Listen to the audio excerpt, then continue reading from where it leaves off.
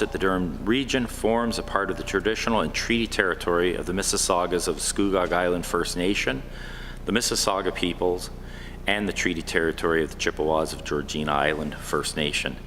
We'll now go to Canada.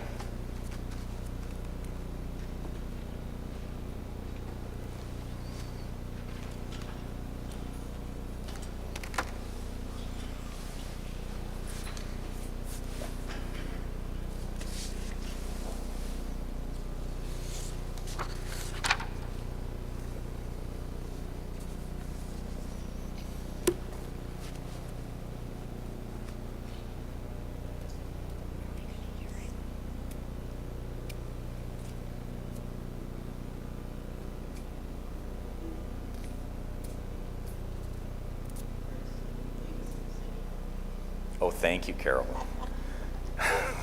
Here it comes now.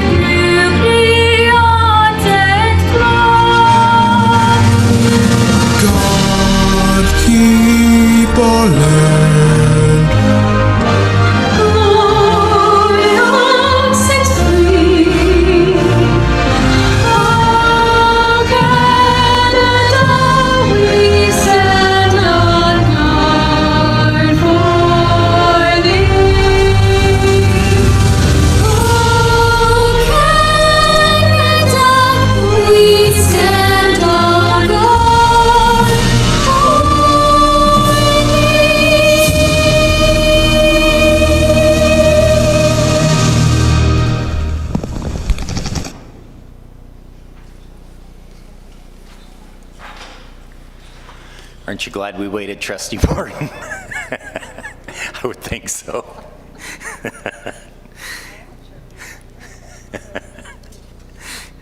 Could I have someone adopt the agenda?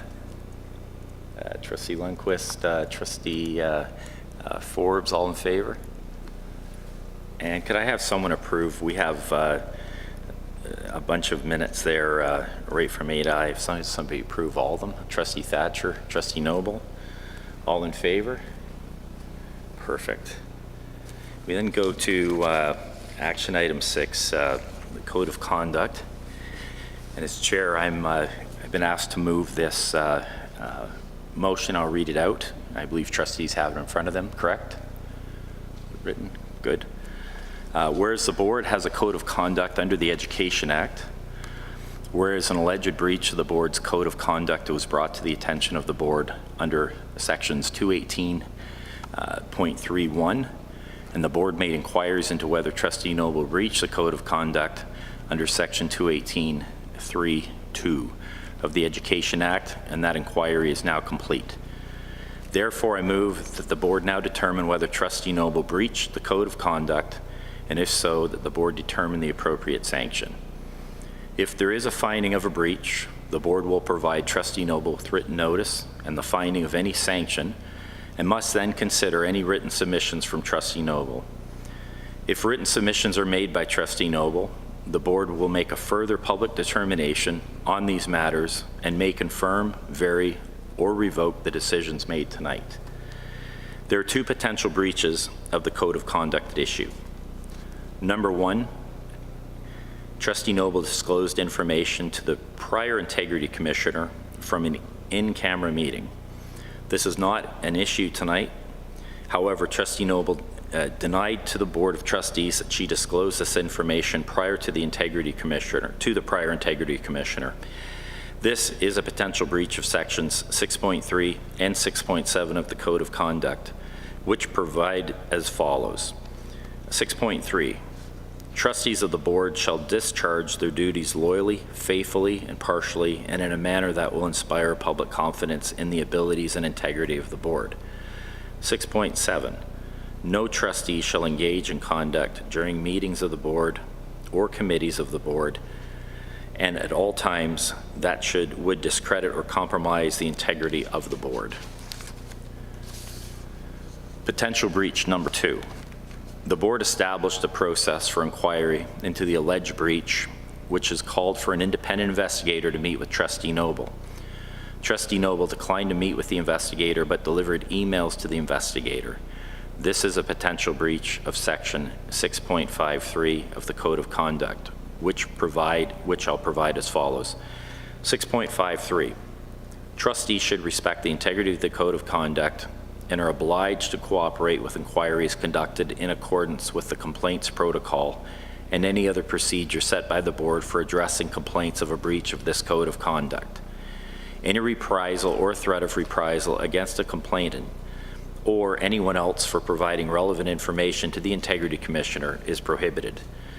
It is a violation of this Code of Conduct to obstruct the Integrity Commissioner in the carrying out his or her responsibilities, for example, by destroying documents or erasing electronic communications. Regarding potential sanction, if the board determines that there has been a breach of board's Code of Conduct, the Education Act stipulates that the board may impose one or more of the following sanctions. Number 1, censure of the member. Number 2, barring the member from attending all or part of a meeting of the board or a meeting of the committee of the board. And number 3, barring the member from sitting on one or more committees of the board for a period of time specified by the board. So again, I move that the board now determine whether Trustee Noble breached the Code of Conduct, and if so, that the board determine the appropriate sanction. And I'll also turn the chair over to Vice Chair Lundquist at this time. Thank you, Chair Brainey. So I'm not entirely clear on the process. If we go to the first one and then vote, or if we have a discussion, I suppose that it is open to trustees to make observations if they so choose. Do we have trustees who would like to make observations, or shall we move to a vote on the breach? I would like to make observations. Go ahead, Trustee Crawford. Well, I'm assuming that we can have some questions prior to the vote and for the motion be moved. No one else has a hand up for questions, so if you have questions, now would be the time to pose them. Well, mine is on the process. For this to begin, someone needed to bring the allegations to the board. Who did that? We'll go to Councillor Cotter. Chair Brainey brought the allegations to the board. And at one time, we used to have to write a letter or make out a form. Was there a letter or a form made out outlining the allegations? Was there a letter or form, and was that required, Councillor Cotter? Thank you, and through you, Chair Lundquist, there was no letter or form submitted. That process Trustee Crawford, is the process if one is filing a complaint through the Integrity Commissioner. This process proceeded in accordance with the Section 218.3 of the Education Act, which allowed a member of the board to bring it directly to the Board of Trustees. Well, our Code of Conduct used to ask for a letter outlining the allegations. Is that something that was part of the process and is not part of the process now? Can you speak to that, Councillor Cotter? Yes, through you, Chair Lundquist. As I mentioned, that's a process if one is filing a complaint through the Integrity Commissioner. The Code of Conduct, while it does have that process, also preserves both the right and duty of the board under Section 218.3 of the Education Act, which provides that any member of the board may bring an alleged breach directly to the board, which is what happened in this case. And so none of this is in writing. There's no detail Go ahead, Councillor Cotter. Through you, Trustee Lundquist. There are minutes of all those meetings, Trustee Crawford. And that would be details of the allegations then. Yes, that's what he's saying, Trustee Crawford. And there's also an opportunity in the code to use an informal process rather than going to a charge. Was the informal process used or considered? We'll go to Councillor Cotter, please. Through you, Chair Lundquist. Again, that process is if there's an investigation by the Integrity Commissioner pursuant to complaint filed under the Code of Conduct. This was a different process, which is a member of the Board of Trustees bringing an alleged breach directly to the board under Section 218.3 of the Education Act. So where do we get details as to what occurred? If I understood the chair, they said that the fact that speaking to the IC and revealing confidential information is not what the charge, if I can call it, is about. Is that correct? We'll go to Councillor Cotter, although Trustee Crawford, I will remind you that there was a discussion about the various elements of this in an in-camera session in which you participated, so the details of that should be clear to you, I would think. So we'll go to Trustee. And also, just a point of order, Madam Chair, I'm just concerned that we are talking about elements that have been discussed in camera, and I don't want to have a breach of that conversation in a public meeting. So I'm just raise that because there are discussions being held that were only held in camera. And I think we should make sure that we don't step outside of those boundaries. Okay, so I'm very aware that this process is specific to the process questions that you have, Trustee Crawford. So can you, at this stage, can you direct your questions on process in a way that doesn't violate the confidentiality, the confidential discussions that were had in the committee in camera? Well, we brought it to the public, didn't we? I guess when you bring something to the public, there's always a chance that we could stray into that, but we could also go in camera if you think we're going into something that shouldn't be public. I'm just trying to follow up on the process. As I read the Code of Conduct, is it that the informal process is not available to the trustees, only to the Integrity Commissioner? Let me pose that question to Councillor Cotter, because my understanding was that the trustees determined the process. Is that correct, Councillor Cotter? Through you, Trustee Lundquist, that is correct. The trustees developed their own process, and that's all minuted, and that process was followed by the board. Okay, so the trustee, it was already brought to the board, Trustee Crawford, and a decision was made about the process that would be engaged. And I guess part of, you mentioned that I was at that meeting, but I was not at that meeting where that took place. I was at previous meeting, and the minutes that I have received don't reveal much information. So maybe you can bring the motion forward now, and then I'll know exactly what we're talking about, because it sounds as though we're not talking about a breach because someone spoke to the IC and revealed confidential information to the IC, which would be something that we wouldn't get involved in. We're talking about the process after that. What occurred after that? So I think we are talking about things that flow from the same series of events, that the motion is on the, sorry, I'm just going to get a copy of the motion. Thank you, Trustee Barnes. So there are, what is before us right now is a consideration of the two potential breaches of the code. Did we send this to Trustee Crawford by chance? Did we send a copy of this to him? Yes. No, we didn't. I emailed I don't have a copy. I don't have a copy of that. Apparently it was When you emailed. say you emailed to, when you mean like 5 minutes before the meeting, or? I think we all received a copy just a few minutes before the meeting. So I'm happy to read it again, Trustee Crawford, to see if that clarifies things. So potential breach 1. The trustee disclosed information to the prior integrity commissioner from an in-camera meeting. That specific thing is not at issue tonight. However, the trustee denied to the Board of Trustees that she disclosed this information to the prior integrity commissioner. This is a potential breach of section 6.3 and 6.7 of the code. And would you like me to read 6.3 and 6.7? Yes.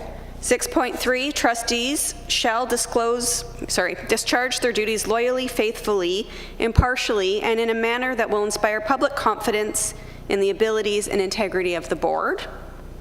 And 6.7, no trustee shall engage in conduct during meetings of the board or committees of the board and at all other times that would discredit or compromise the integrity of the board.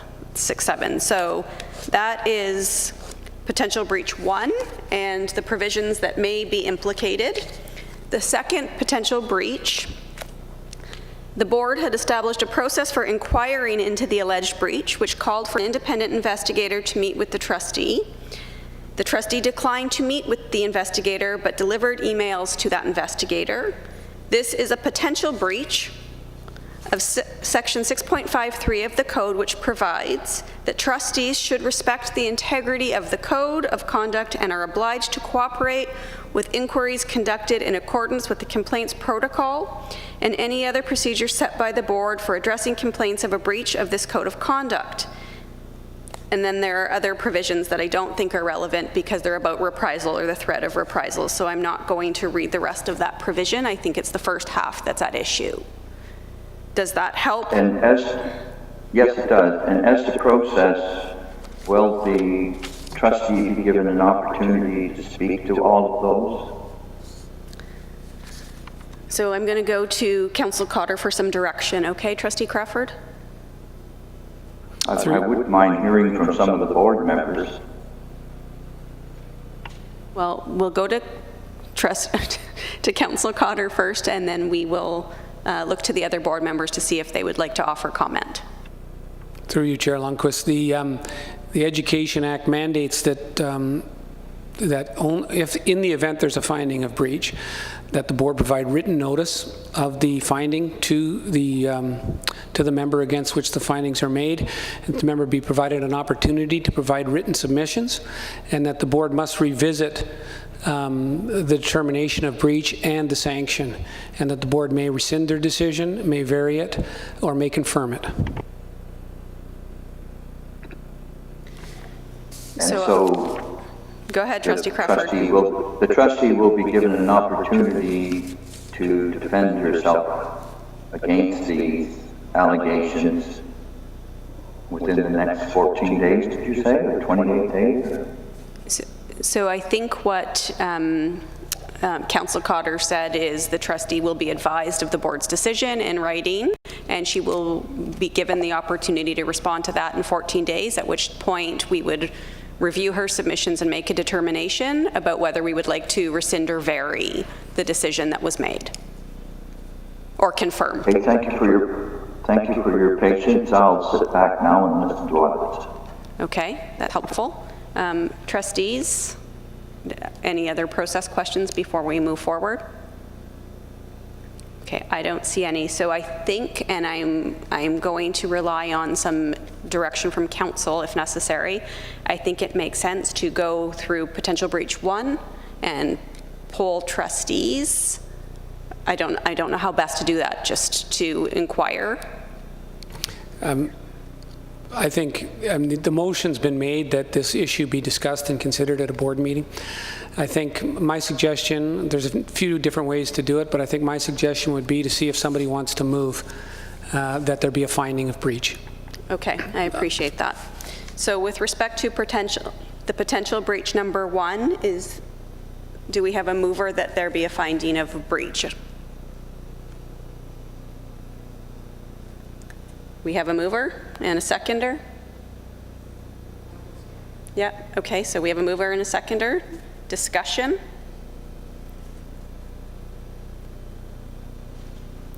I see no discussion. Do we need to Do we indicate have a which? recorded vote on each one of these? We can. If a trustee requests it, we will have a recorded vote. So I take that as you have requested a recorded vote, and so that will occur. Thank you. So we will have, I don't know what Kim's title is. Pardon? Coordinator Cox actually poll the trustees, but before we do that, I would just like to confirm whether we need to indicate which provision we're relying on if we are finding a breach. So there are two options available for potential breach one. Do trustees need to indicate which one or both?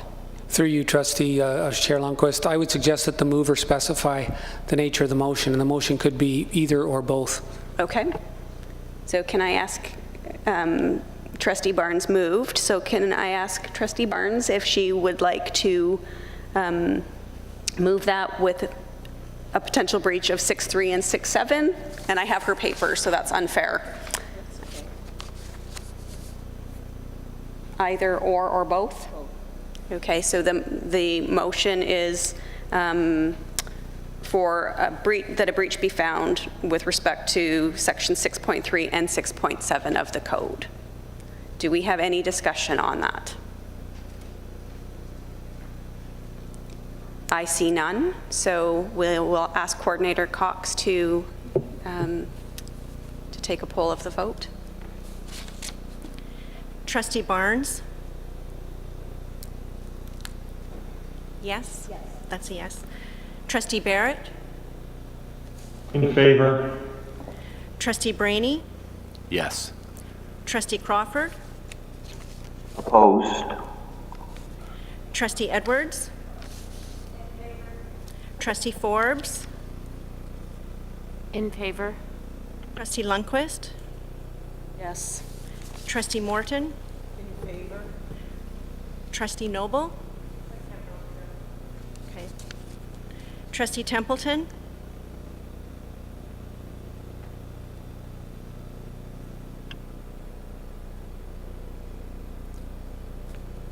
Thank you. Trustee Thatcher?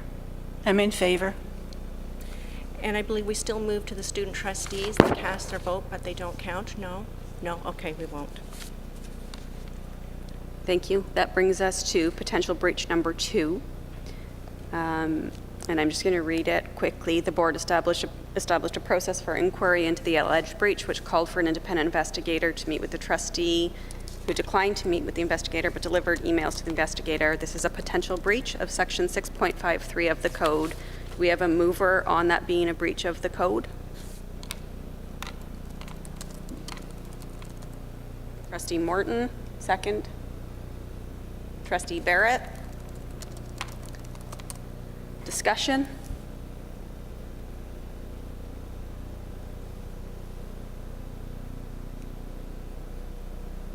I see none. Can we have a poll of the trustees, please?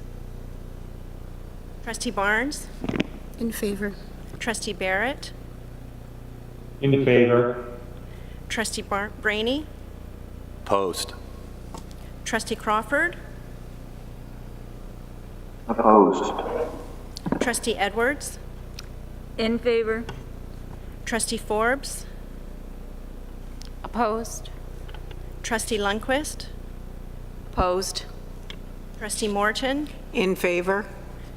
Trustee Templeton? Opposed? Trustee Thatcher? In favor.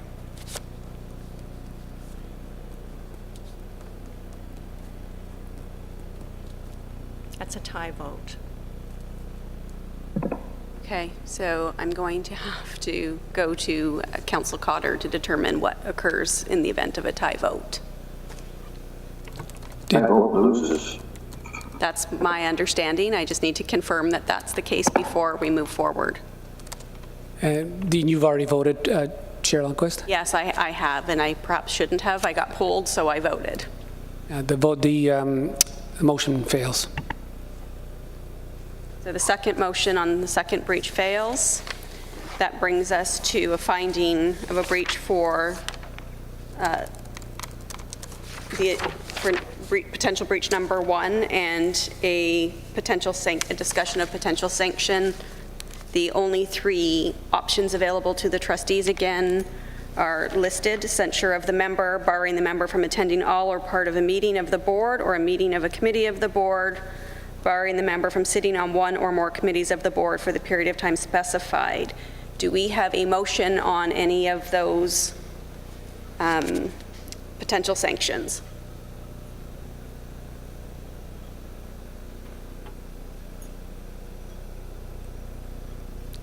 Trustee Forbes? I would think that I would be more in favor of censure. Are you bringing that as a motion, Trustee Forbes? I would make that motion, yes. Okay, so we have a motion tabled for censure of the trustee. Do we have a seconder on that? We have Trustee Brainy. Discussion?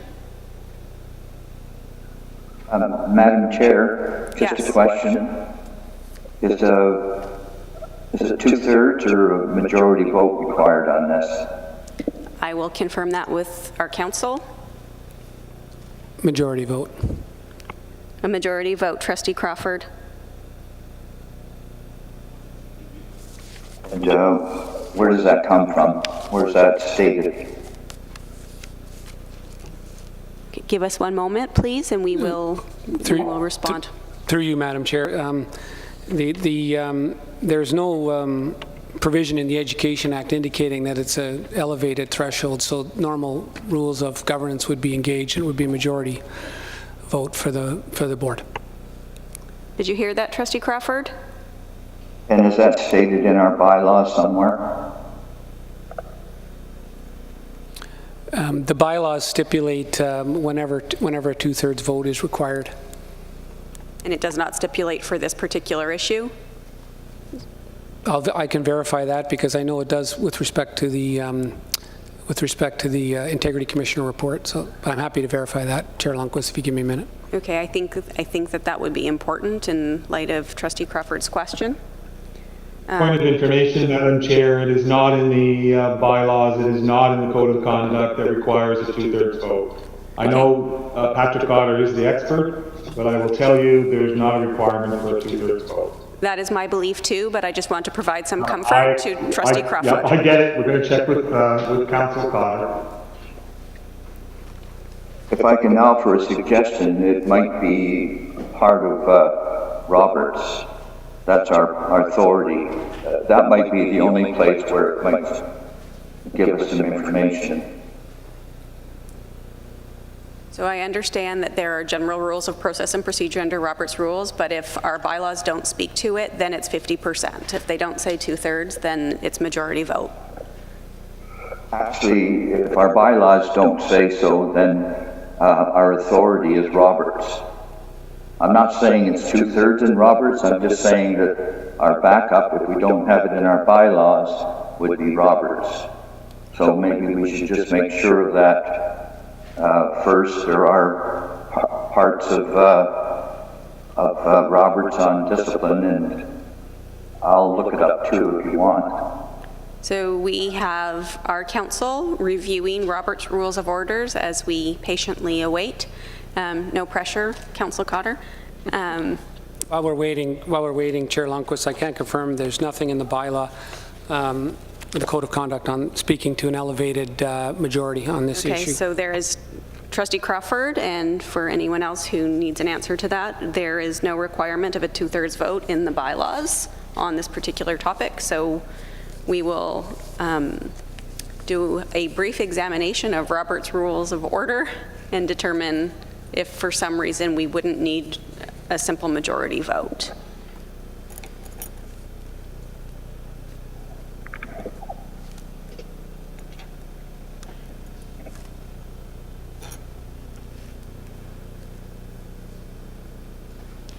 Through you, Madam Chair.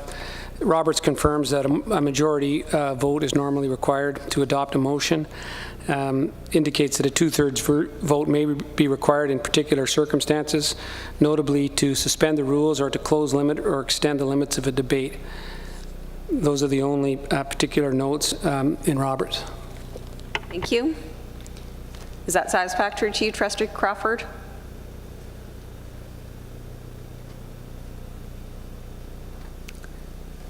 Okay, so I hear no response, but I take that to be that the advice from council is that we require a simple majority vote. That is my advice, yes. Okay. So we're going to proceed on that basis, and if there is an issue later on, then Trustee Crawford will have the right to raise it, and we'll deal with it if that comes. But Thank you, Madam Chair. I'm good with that. thank you.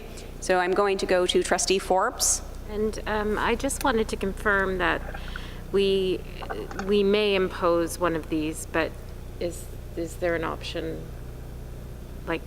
Right, so the these are our question only is, options? is the board required to impose any sanction whatsoever? Did I get that right? I'm just pulling up the exact wording for the benefit of the board. And when you say the wording, are we speaking of 218 of the Education Act? That's correct. Okay.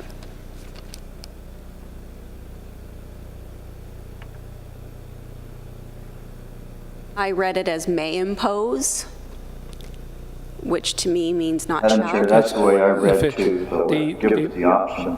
The language in section 218.3 sub 3 says that if the board determines under subsection 2 that a member has breached the board's code of conduct, the board may impose one or more of the following sanctions. So yes, my advice would be that that is permissive and not mandatory. Thank you. So Trustee Forbes, you had a motion on the floor, right, that was a motion for censure of the member.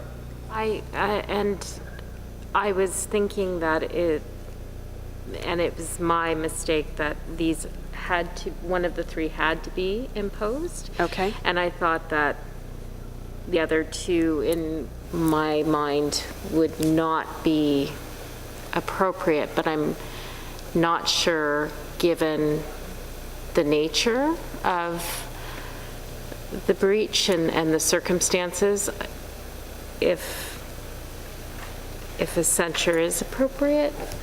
But I guess we could discuss that, or if I'm not, I don't know. Okay, so I think there are two options. One, and if I'm wrong procedurally, I could use some help. So there is a motion on the table. It's been seconded. We're in the discussion phase. I take from what Trustee Forbes is saying that she would like to withdraw her motion, but I don't know what the process She is. can't, point of order, she can't withdraw her motion. It's been seconded. It's no longer owned by the trustee. It's Okay. owned by the board. Great, so The I only way will, to be able to do is to amend it. Yeah. But you can't amend it past its substance. The only other option then, Chair Lundquist, is to vote it down. okay. So, Well, if I may, Madam Chair, we could give her permission to withdraw it by unanimous consent. You need unanimous consent to do That's that. right, correct. so You do not have my consent, so end of conversation. okay, so I think we can be respectful of each other. Everybody's working their way through a tough process. It's clear that there is not unanimous consent for that, and that is required, so that's not an option, Trustee Forbes. So we are in the discussion phase of the appropriateness of censure. If anyone would like to comment, now is the time. We'll go to Trustee Templeton, please. Could I get a clarification on the censorship type? Councillor Cotter, I'm not going to answer. I'm going to ask you to respond to Trustee Templeton about what censure is, what that entails.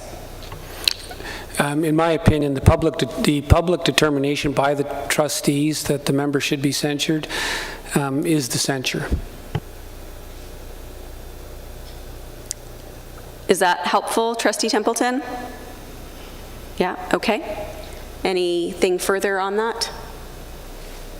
Can I speak to the motion? You may. You are next. Thank you. It would seem that it has to be put forward and we could vote it down. And one of the things I wanted to mention is something that I mentioned before that we sort of skimmed over in our previous meetings, is that we could have used an informal process and had discussions with the trustee about changing the behavior. And I would like to think that that might still be on the table as something to do if we do in fact vote down the censure, which I'm going to vote. I'm opposed to the censure, not just for the process that we use, but I'm opposed to censuring the trustee on these questionable allegations. Okay, so I think what we will do is we will hold a vote on censure first. I don't know that we can revisit the process that has already been completed. That doesn't make a lot of sense procedurally to me, Trustee Crawford, but... That was a suggestion that it's something we should have used and we could still use it. Okay, so I understand We your vote viewpoint. down censure. So let's go to a vote on censure. So it was asked that all these votes be recorded, so I'm going to ask Coordinator Cox to please poll the trustees. Trustee Barnes? Oppose. Trustee Barrett? In favor?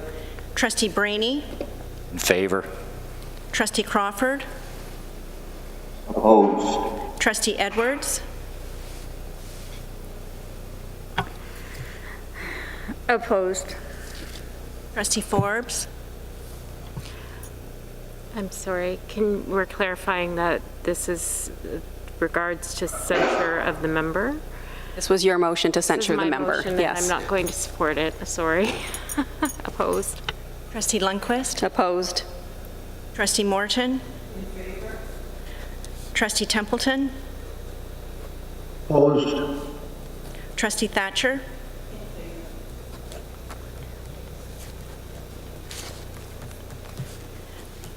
Tie vote. I don't believe that it is. No? Oh, maybe can we poll the trustees again, please? Because that's not what I had written, and maybe I was wrong. Okay. Trustee Barnes? Opposed. Trustee Barrett? In favor? Trustee Brainy? In favor? Trustee Crawford? Opposed. Trustee Edwards? Opposed. Trustee Forbes? Opposed. Opposed? Trustee Lundquist? Opposed. Trustee Morton? Trustee Templeton? Opposed. Trustee Thatcher?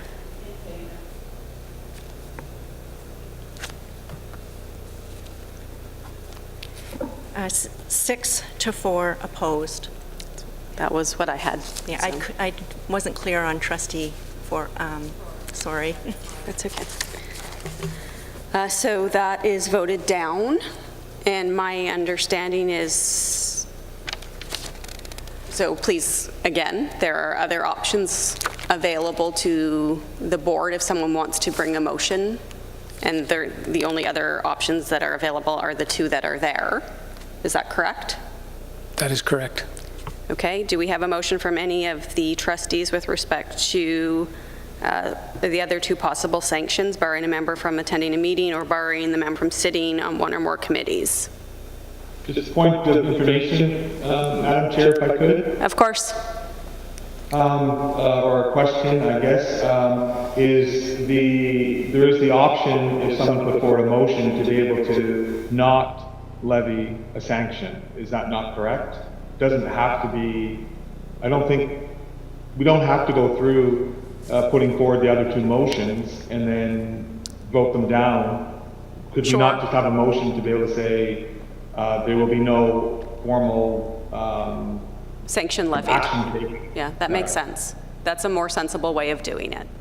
Through you, Madam Chair, in my opinion, the least onerous sanction. The motion has already been brought for the least onerous sanction, and that has failed. Yeah. I think the board has made a determination that there's been a breach and there shall be no sanction. That's the way I would interpret what's happened thus far. Okay, and then I have a question, and it's not as chair, it's just as a trustee, if I may. I understand that there are only specific sanctions available under the Education Act. If the board made recommendations, I understand they wouldn't be binding, but would that be inappropriate?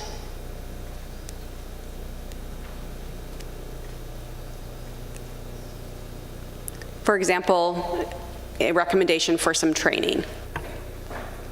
Would that be inappropriate? I think it would be inappropriate to do it in a public meeting. I think those are discussions that could occur with the member separately, but I think it would be inappropriate to do it as part of this meeting, yes. Okay, that's helpful, thank you.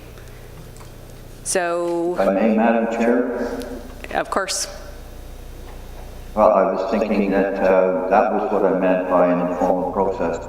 Nothing stops us from doing things behind the scenes to make this a better situation. And I do agree with the council that once we've chosen censure and voted it down, we don't go to the other ones. And I also agree with Trustee Barrett that if we wanted to make a specific motion that we do not want to impose sanctions, I guess it would be a statement, but it would sort of be redundant in what we've done. So I'm just going to confirm with the trustees that we are in agreement that we do not need to proceed further with another vote on sanctions, that we accept Councillor Cotter's advice. Yeah, so I'm seeing nods from everyone, so that takes us through this item on the agenda. Thank you for your patience. Thank you, trustees, for your assistance through that. I'm going to return the chair. Oh, sorry, Trustee Edwards. My apologies. Just to clarify for the next step, although we have found a breach of one section, my understanding is that the trustee is allowed to read section. We can revisit this as far as whether we approve what we've done so far or change the sanction. If that's the procedure that Patrick Cotter, our lawyer, had said. I just want to verify that. I confirm that that's exactly right, and I'll just look to Patrick to, yeah, he's nodding, so yes. Okay, so trustees, we're all clear on where we are? Okay, thank you for your assistance with that. And I will now return the chair to Chair Brainy. Thank you for stepping in there. So we have no committee presentations this evening, and we then go to 8 ministry memorandums information update. Thank you. Through you, Chair Brainy. Did want to inform the Board of Trustees of one memo that we have not previously referenced. We have received many ministry memos over the course of the last month, which the trustees have been updated on in terms of federal and provincial funding. Separate from that, the only memo I wanted to flag was one related to suspensions, and in particular suspensions of students in kindergarten through to grade 3. We did receive a memo that came out of the omnibus bill that was passed, that it would no longer be within a principal's discretion to do suspensions for that age group, and instead it would be a positive behavior intervention strategy instead. So we are in receipt of the memo, and Superintendent Crossdale and his team will be working to update board practices to reflect the new memo, but wanted to make sure you were aware of it. Thank you. Thank you, Director Mersch. And public question period, seeing nothing there. Presentations will then go to 10A, Learning Disabilities Association Ability Scholarship Award, Superintendent McCauley. Thank you, and through you, Chair, if you don't mind, we'll just give communications a moment to welcome our recipient on screen.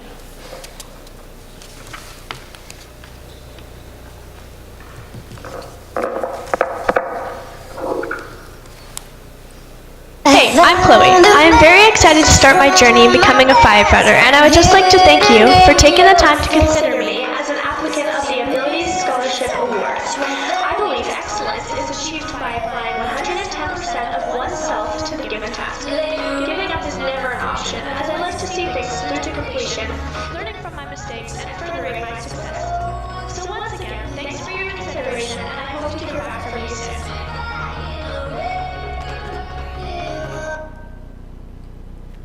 So through you, Chair, this evening we are pleased to announce and present the 2020 Ability Scholarship.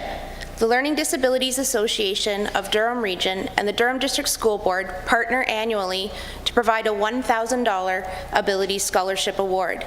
This scholarship recognizes a DDSB high school student who has a diagnosis of a learning disability and who will be continuing in their studies.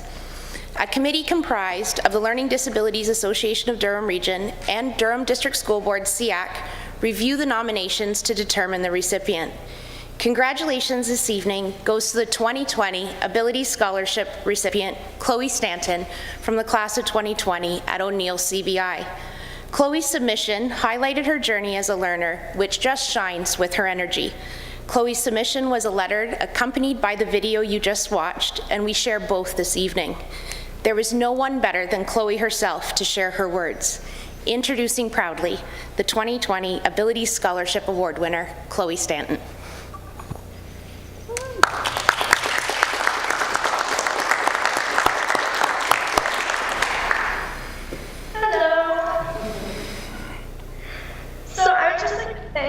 Take a second to thank Ms. McCauley for coming to my house personally, giving my reward.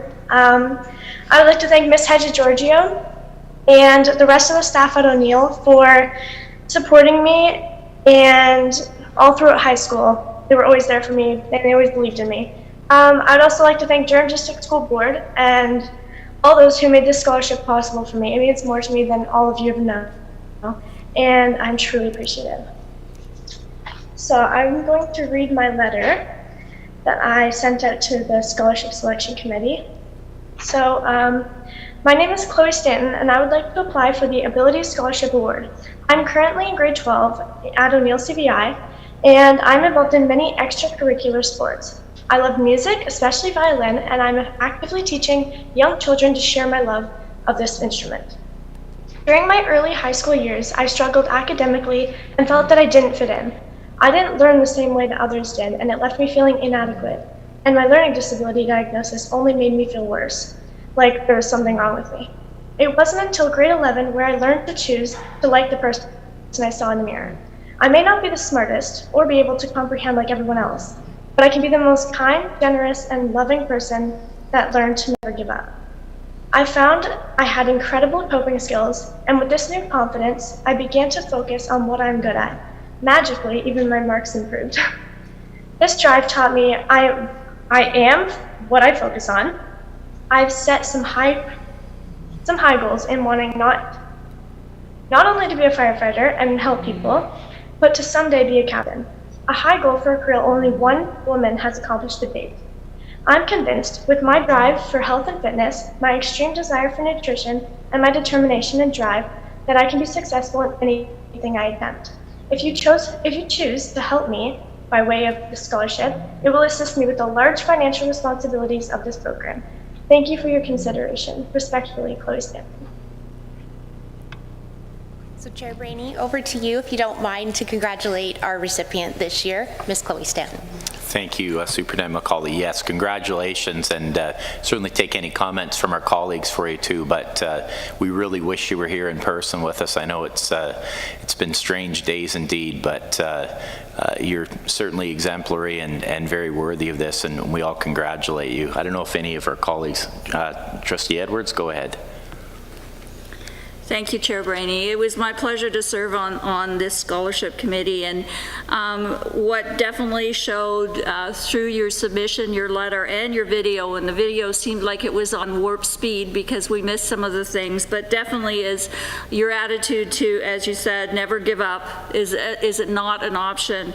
To give up is not an option, and as I said, your submission very much exemplified your determination and your ability to succeed. I wish you all the luck in your endeavors of becoming a firefighter, and I'm pretty sure that you're going to reach that goal of becoming a captain of a firefighting team, and congratulations.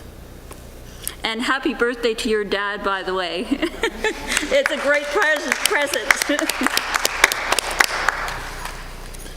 Did I see your hand up there, Trustee Forbes? No. No. Anyone else? anyways, thank you very much, and congrats, and have a great evening. Then move on to return to school update number 6. Seems like number 106, but it's... We changed the title, so we got to start over at 1 again. It used to be school closure update, and now it's return to school, and we'll come up with a new one, because we have returned to school for the past 2 weeks for students, and 3 for our early start schools as well, and actually all of August for our elementary early starts. So thank you, through you, Chair, bringing forward to you an update in relation to how the first few weeks of school are going, and would like to begin, if I could please have the slide move forward. Thank you so much. Just wanted to always set the context in terms of where these reports, the work that these reports are coming from. And you may recall from the very beginning, we have said that relationships, mental health, and well-being are the foundation of all the work that we need to be doing. And so when we're thinking about a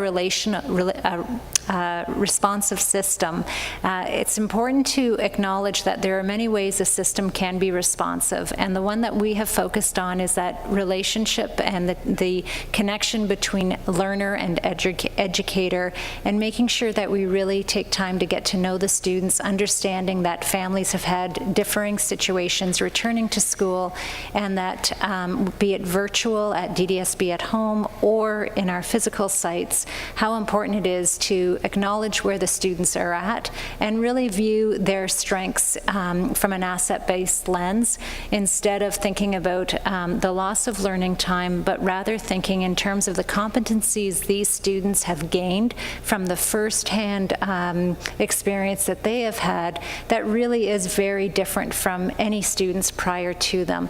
And that if we focus on the strengths and the competencies and then build upon them in terms of their skills, knowledge, and understanding, we'll be in a very good place positioning and supporting them as learners in our system. I say all of this because we have focused a lot on how our structure is responsive. And so this evening, trustees will note that we are starting to shift based on where we were at and where we are going.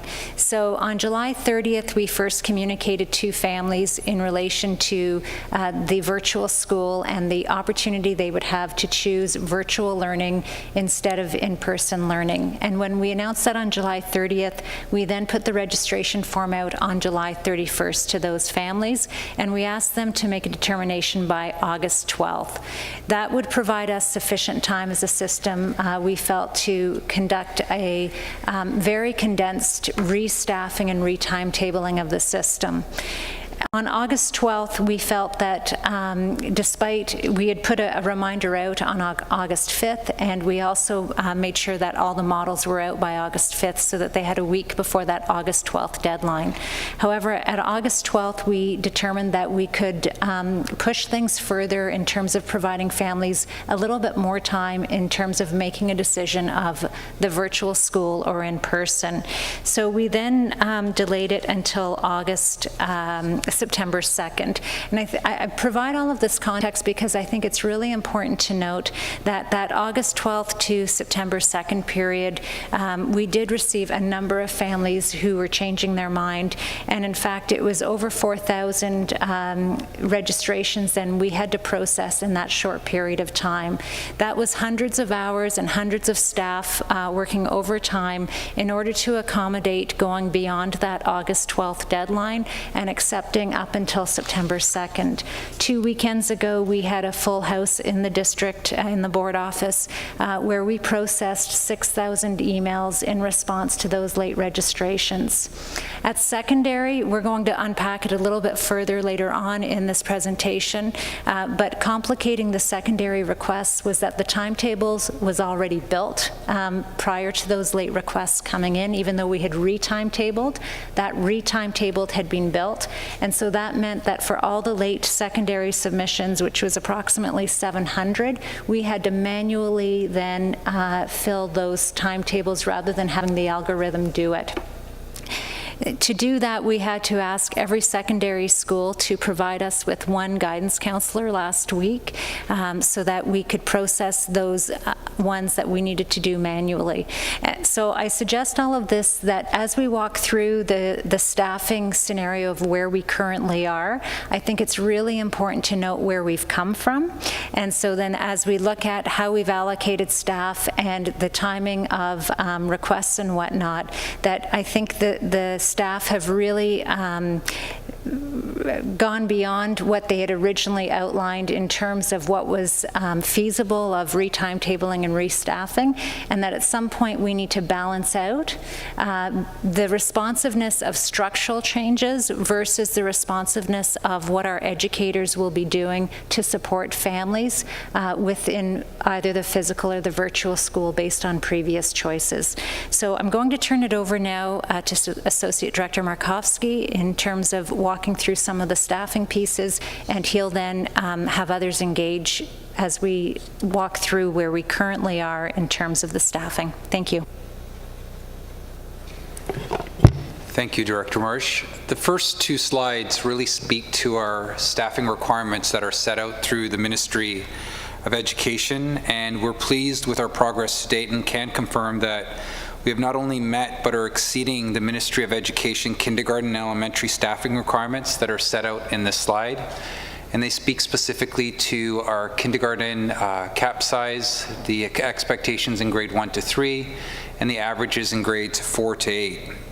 Additionally, we can confirm that all elementary students have a minimum of 1 meter distancing between them, one in their classroom. And we should highlight that the use of the board reserve funds and the ministry COVID funding has facilitated improved learning environments by reducing our largest class sizes. If we could flip the slide to secondary. In secondary, our secondary schools were identified as designated, meaning that classes are divided into cohorts with the expectation that students would attend on alternate days. And at the secondary level, right now at a 15:1 cohort ratio, it has been applied consistently to our in-person classes. In relation to virtual, our DDSB at home secondary school is currently staffed at a 23:1 average ratio. And again, that's ensuring that we're being consistent with the ministry funding. You could flip the slide. So these are, I guess, a couple of slides that really kind of show our snapshot of elementary and secondary staffing right now. We'll speak to elementary first, that I just want to unpack just so you could see where things are progressing. Our enrollment projections and actual numbers are highlighted for you on this slide. In relation to elementary, you will notice that in the spring of 2020, our original enrollment projection showed 50,746 students.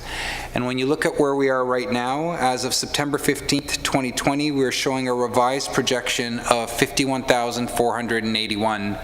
Now keep in mind that this number is still, if I should use the word stabilizing, as we work through these first few weeks of schools and look at sort of our true and actual enrollment. But if we're going to be utilizing the numbers that we have as a board, we're presently up about 735 elementary students. And eventually these pupils will generate additional per pupil funding from the ministry if these numbers hold. Given the increase in registrations and meeting the 1 meter social distancing, we have added 137 elementary classroom staff to our physical and virtual sites.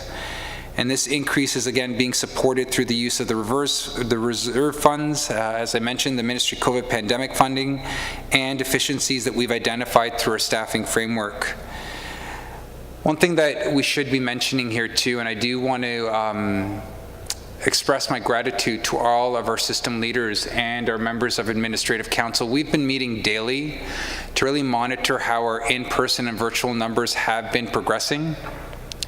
We have seen significant shifts over the past 2-3 weeks, as Director Marsh had mentioned, of students and families requesting virtual learning from the in-person sites. And that being said, realizing that we are ensuring the 1 meter distancing in our physical sites, any schools that we identified as pressure points, we've been monitoring daily and responding accordingly, which is why you've seen that increase of the 137 elementary staff that has been addressed. In addition to that, because of our growing virtual numbers, we also are responding by adding additional staffing to virtual to ensure that we are being consistent and aligned to the Ministry of Education expectations for elementary staffing. In secondary, our secondary enrollment has also shown an increase of 420 students above our initial projections that are captured within the slide here. Since we ran our revised enrollment numbers in August, to restaff our secondary schools, family preferences leading up to September 2nd have shown an increase in the virtual school, which Director Marsh spoke to. As a result of this flux in enrollment, we've had to introduce 42 additional FTE teachers to the virtual school to meet this need. You should also know that this increased demand for DDSB at home at the secondary level meant that not all of our virtual learners had complete timetables when school commenced. And again, we've highlighted this in some of our previous messaging to you. A big expression of gratitude to our entire staff there at the virtual school who have been working tirelessly to rectify those situations and ensure that the timetables have been set. In relation to our staffing model, one thing that's been consistent and we've been sharing with you over the weeks is that we realize that staffing through a pandemic is not a static situation. It requires a significant amount of flexibility, which actually poses challenges in terms of operationalizing this as a process. And we anticipate that enrollment situations will continue to flux as families are demonstrating renewed interest currently in virtual learning. And we believe that many factors can be contributing to this. And although this is what we're seeing now in September, that's not to say that that would be how families' preferences are as we evolve through the school year as well. We currently have 2,300 elementary students and 400 secondary students on wait lists, hoping to move from in-person schooling to DDSB at home through the virtual context. At the secondary level, as it stands right now, so how it is that we're trying to brainstorm and be collaborative on how it is that we're going to respond to this. We're going to be engaging in conversations with our leadership associations, our staffing steering committees, which also includes representations from our union partners and our school leaders to identify needs and devise plans to address these adjustments that may be required. And we'll share updates with you as those plans get confirmed. Associate Director, do you mind if I just add one thing to this slide? And sorry, I don't mean to interrupt you, but I just thought it was really important that we say that it's not as of September 2nd, and I apologize for that. That was probably my wording, but it's actually since September 2nd. So we did clear the wait list completely from August 12th until September 12th, September 2nd. So these are all new individuals since September 2nd, and I apologize for that change in wording. No problem. And actually, thank you for clarifying that, because these would be over and on top of those families that we have already accommodated into the virtual school. These would be students that are sitting on the wait list. And at the elementary level, we are presently examining enrollment at physical schools that have shown a significant decline in enrollment. And understanding that we do have a limited funding for staffing, there will need to be necessary adjustments that will need to be made to address ongoing staffing pressures, which may also include the reallocation of administrators and teaching staff. At this point, I will turn it over to Superintendent Mundy, who will walk us through our transition between DDSB at home and in-person schooling flowchart that highlights some key dates on those transitional periods. Thank you. As we look to address the elementary wait list, we note that we have about 200 students requesting to go back to in-person schools, but as noted, we have over 2,000 requesting DDSB at home. Schools are currently reviewing requests to return to in-person school and making those transitions as classroom size allows. It is important that we create stability for our classes within our in-person schools as well as our DDSB at home. We are looking at 2 opportunities during the year to do a system adjustment to address the wait list. This adjustment will require school reorganization and staff reassignment. Families can continue to update their preference, whether virtual or in person, up and until October 5th for the first transition.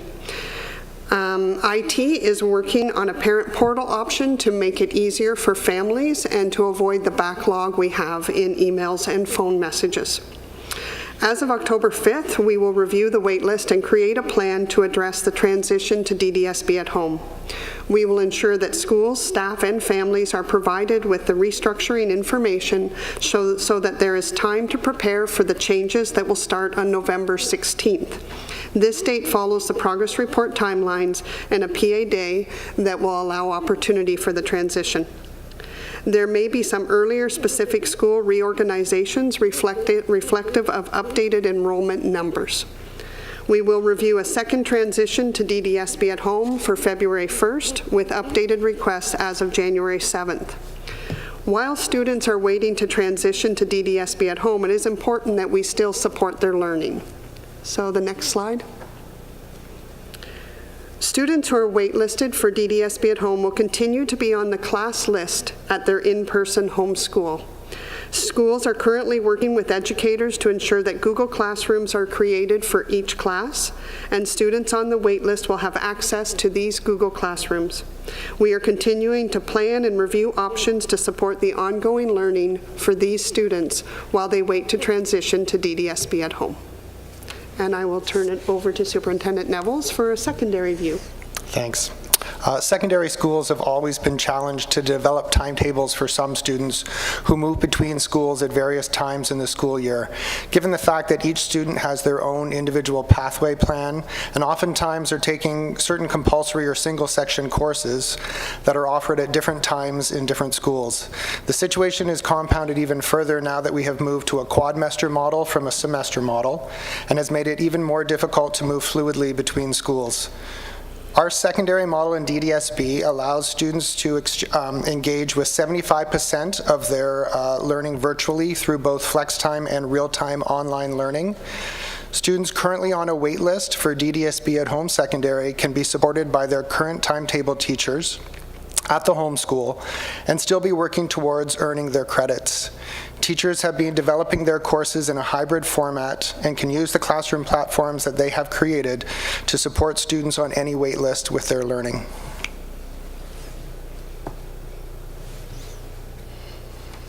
So trustees, that concludes where we currently are in terms of the requests we're receiving. And we know that it's a challenging situation for everybody as situations within the province evolve. And so we will continue by providing these opportunities. We'll still be responsive, but it will be over a timed manner where we can actually plan the work and make sure that we're doing it in such a manner that it's done systematically and that teachers are given notice in terms of changes in staffing. I think that's one of the things we flagged in that very first July 30th communication, was that when you have a limited number of teachers, which we do, and in addition we've added a significant number, mostly based on the use of the mitigation fund that the trustees provided, but that was to focus on smaller class sizes physically. So we still have, when those requests come through, we still need to restructure. We have privileged the physical sites by overstaffing in the physical sites, not the virtual sites, so that we could preserve the physical distancing which the trustees had passed in their motion in terms of the 1 meter minimum. However, that does mean that we cannot continue to create virtual classes because we no longer have the teaching pool to do that, and we don't want to overextend ourselves financially. So that is what we're looking at in terms of communication with families of the transition points that would be available. Again, elementary, we're feeling more confident that with a restructure that can happen. At secondary, with the course sequencing, the timetabling, it will be very challenging to ask secondary schools to re-timetable a second time this year and not impact students currently in a school with a timetable, changing their timetable, and them not being able to get the courses that they currently have. And that is going to be a challenge should we have to do that. So right now, with staff's look at it, we really do believe they need to stay where in their current pathway. Go ahead, Trustee Edwards. I have two questions, and first kudos, and I recognize of all the work that the staff is doing in order to support the parents' right of choice on which way they want to go. And I know that, as you said, the impact of changing a student from in-person to online is not a simple switch. That has a huge impact on basically available teachers, on staffing for a variety of reasons, but it also creates a bit of flux especially for classes and students recognizing their own, having their own cohort. And I know we really do organizational changes because we have enrollment numbers that are usually done for the end of basically, or the beginning of October. Are we actually considering a deadline date? Because we have already recognized in secondary where we know that we can't switch because it would impact the ability of a credit. But in the elementary, have we actually said, okay, we can't accommodate, or this is what we're doing now, we can't accommodate, and that your next point that you could accommodate is that the next break of a semester break within, I'm calling it a semester, but term break within the elementary, because doing those changes, as you said, we need stability in the classroom for the parents, all the students, and the staff to continue on being successful and making sure the students are successful. And that's my first question. You want to ask your second one too? Why not? The second one is around technology, and again, I know that our staff is working really hard to provide the internet access or a Chromebook for students to access. But again, I'm sure there's a flux as well there, not only to deal with new computers going out or Chromebooks going out, but also the maintenance and fixing. And I'm just wondering as far as the wait times and the volume with that as well, and our ability to handle that. Thank you. Through you, Chair Brainy. Of course, now I have to remember both questions in responding.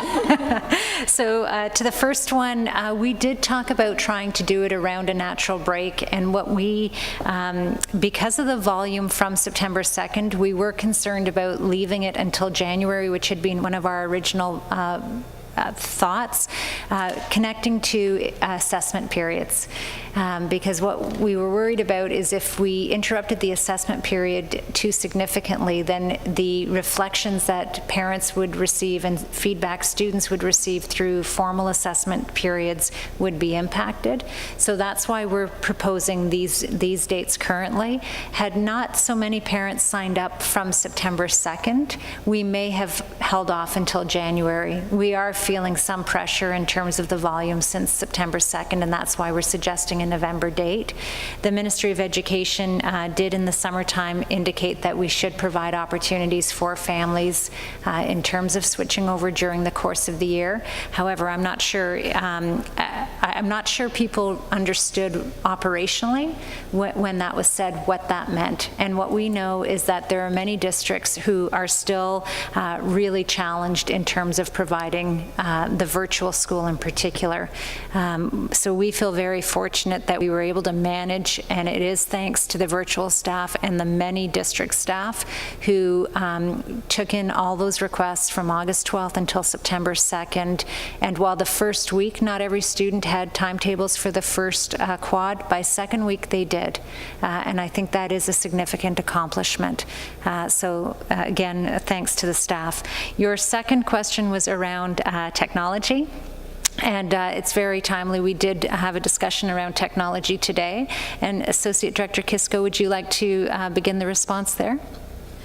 Yes, through you, Mr. Chair. With respect to technology, you're absolutely correct, Trustee Edwards. It is part of the challenge.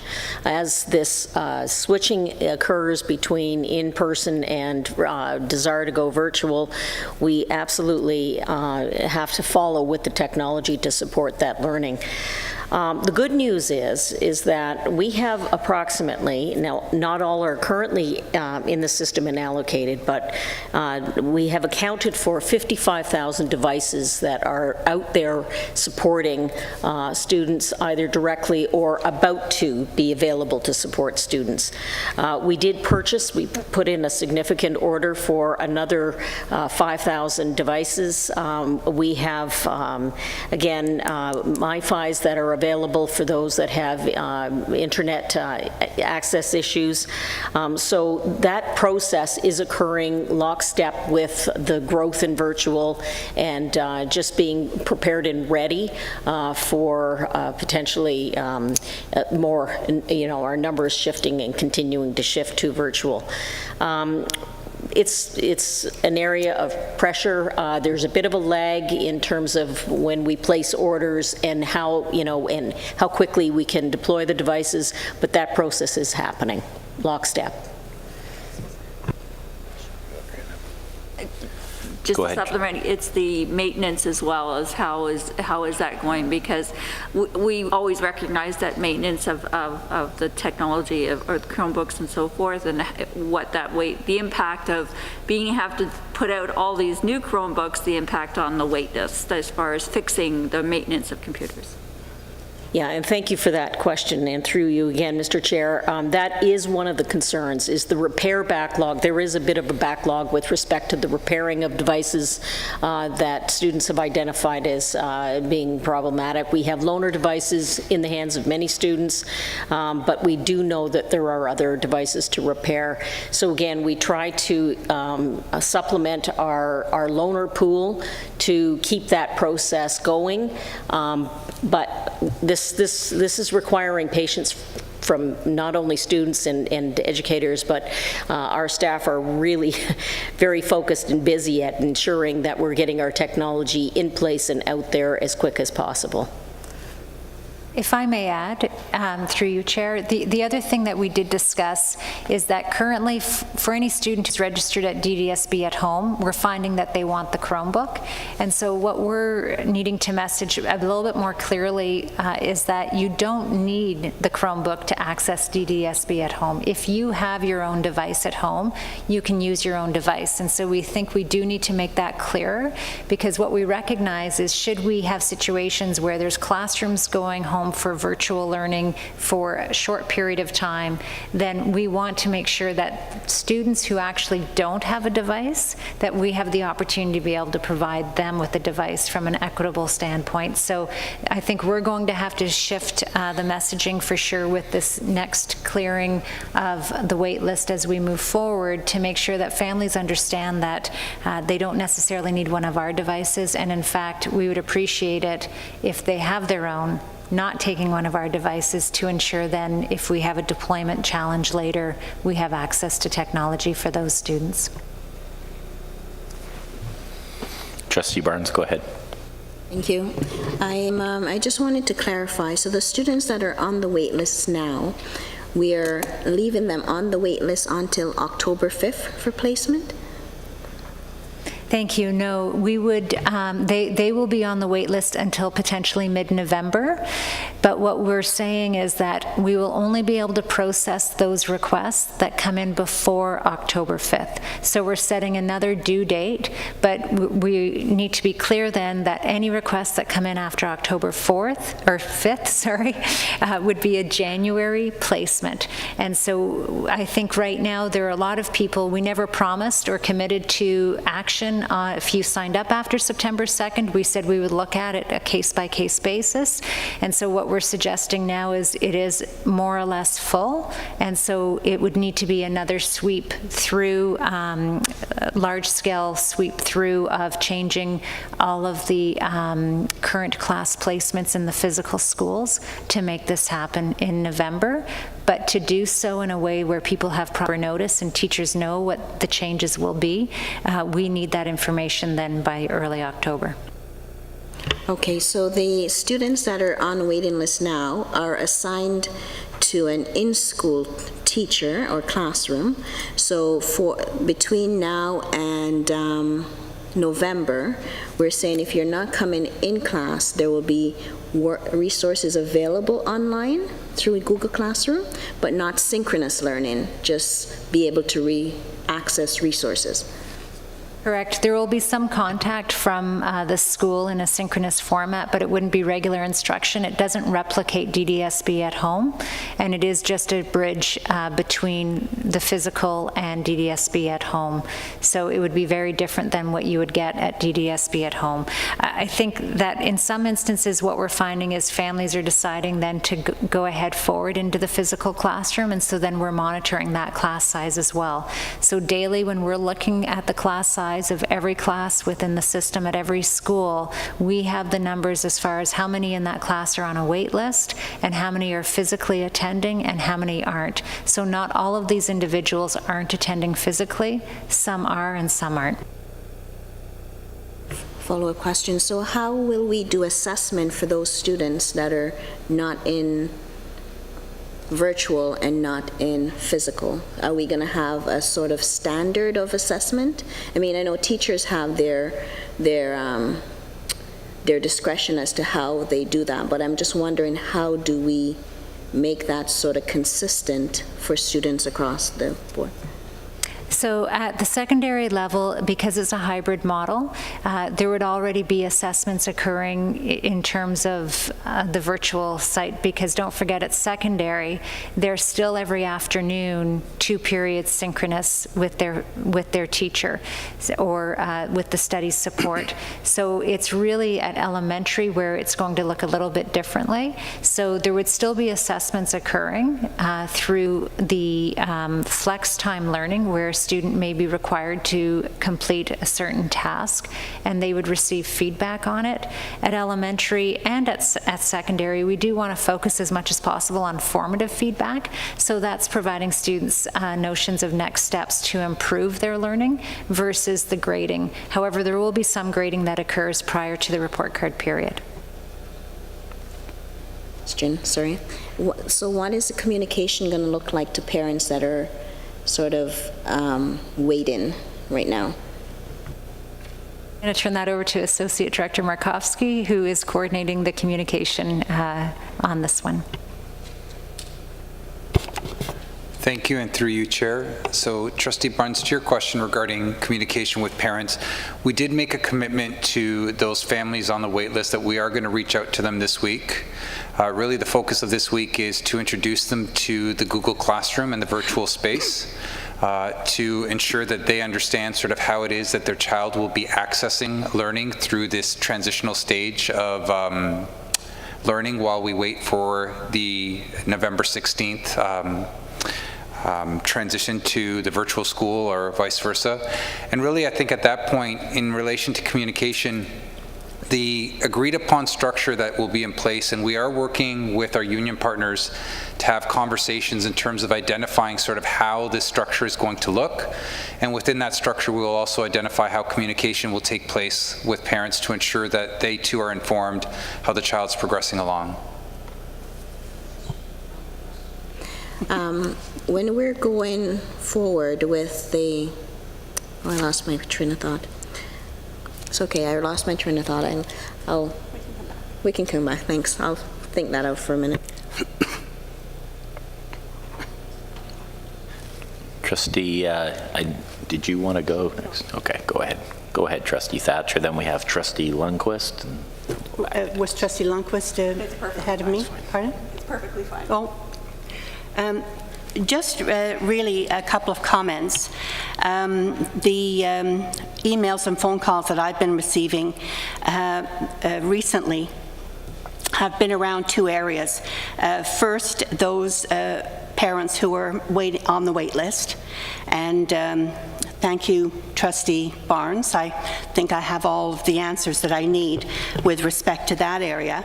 The other areas with respect to a couple of pressure point locations around class sizes, and I just want to say that when I did report these to senior staff, I was really pleased to note that these two locations were already on their radar and have been taken care of. So it's a kind of a kudos comment as well. So thank you for that.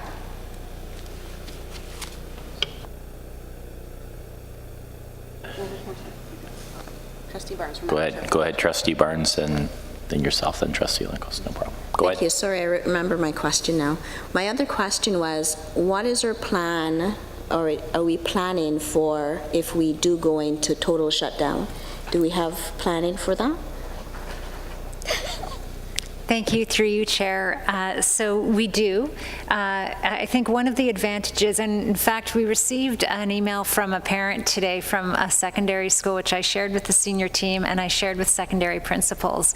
And in it, the parent really complimented the communication of the board in terms of being very clear about due dates for registration and then about the secondary school model. And in it, she referenced how we have really set our schools up for successful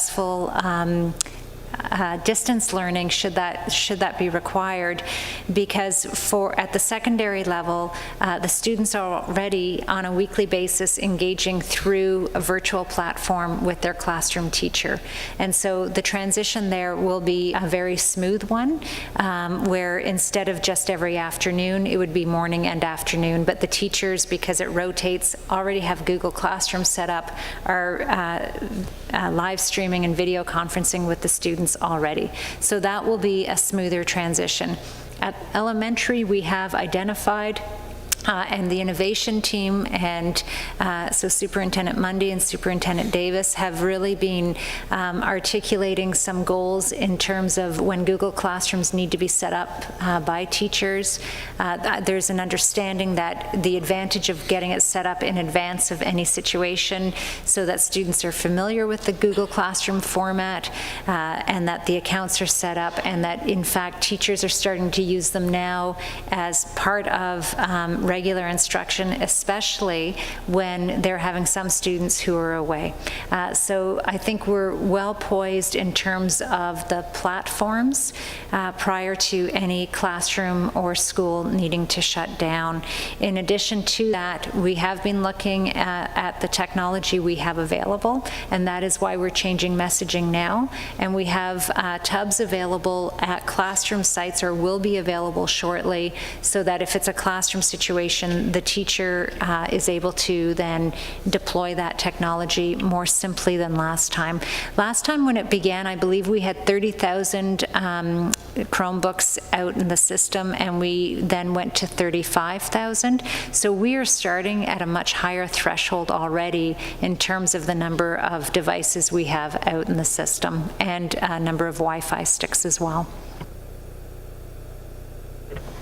Do we have plans for like a dry run where I know this seems, I mean, it's the first in 100 years. So do we have like a plan to say, okay, there's a day when everybody's gonna be home and we're gonna have a dry run to see what that might look like?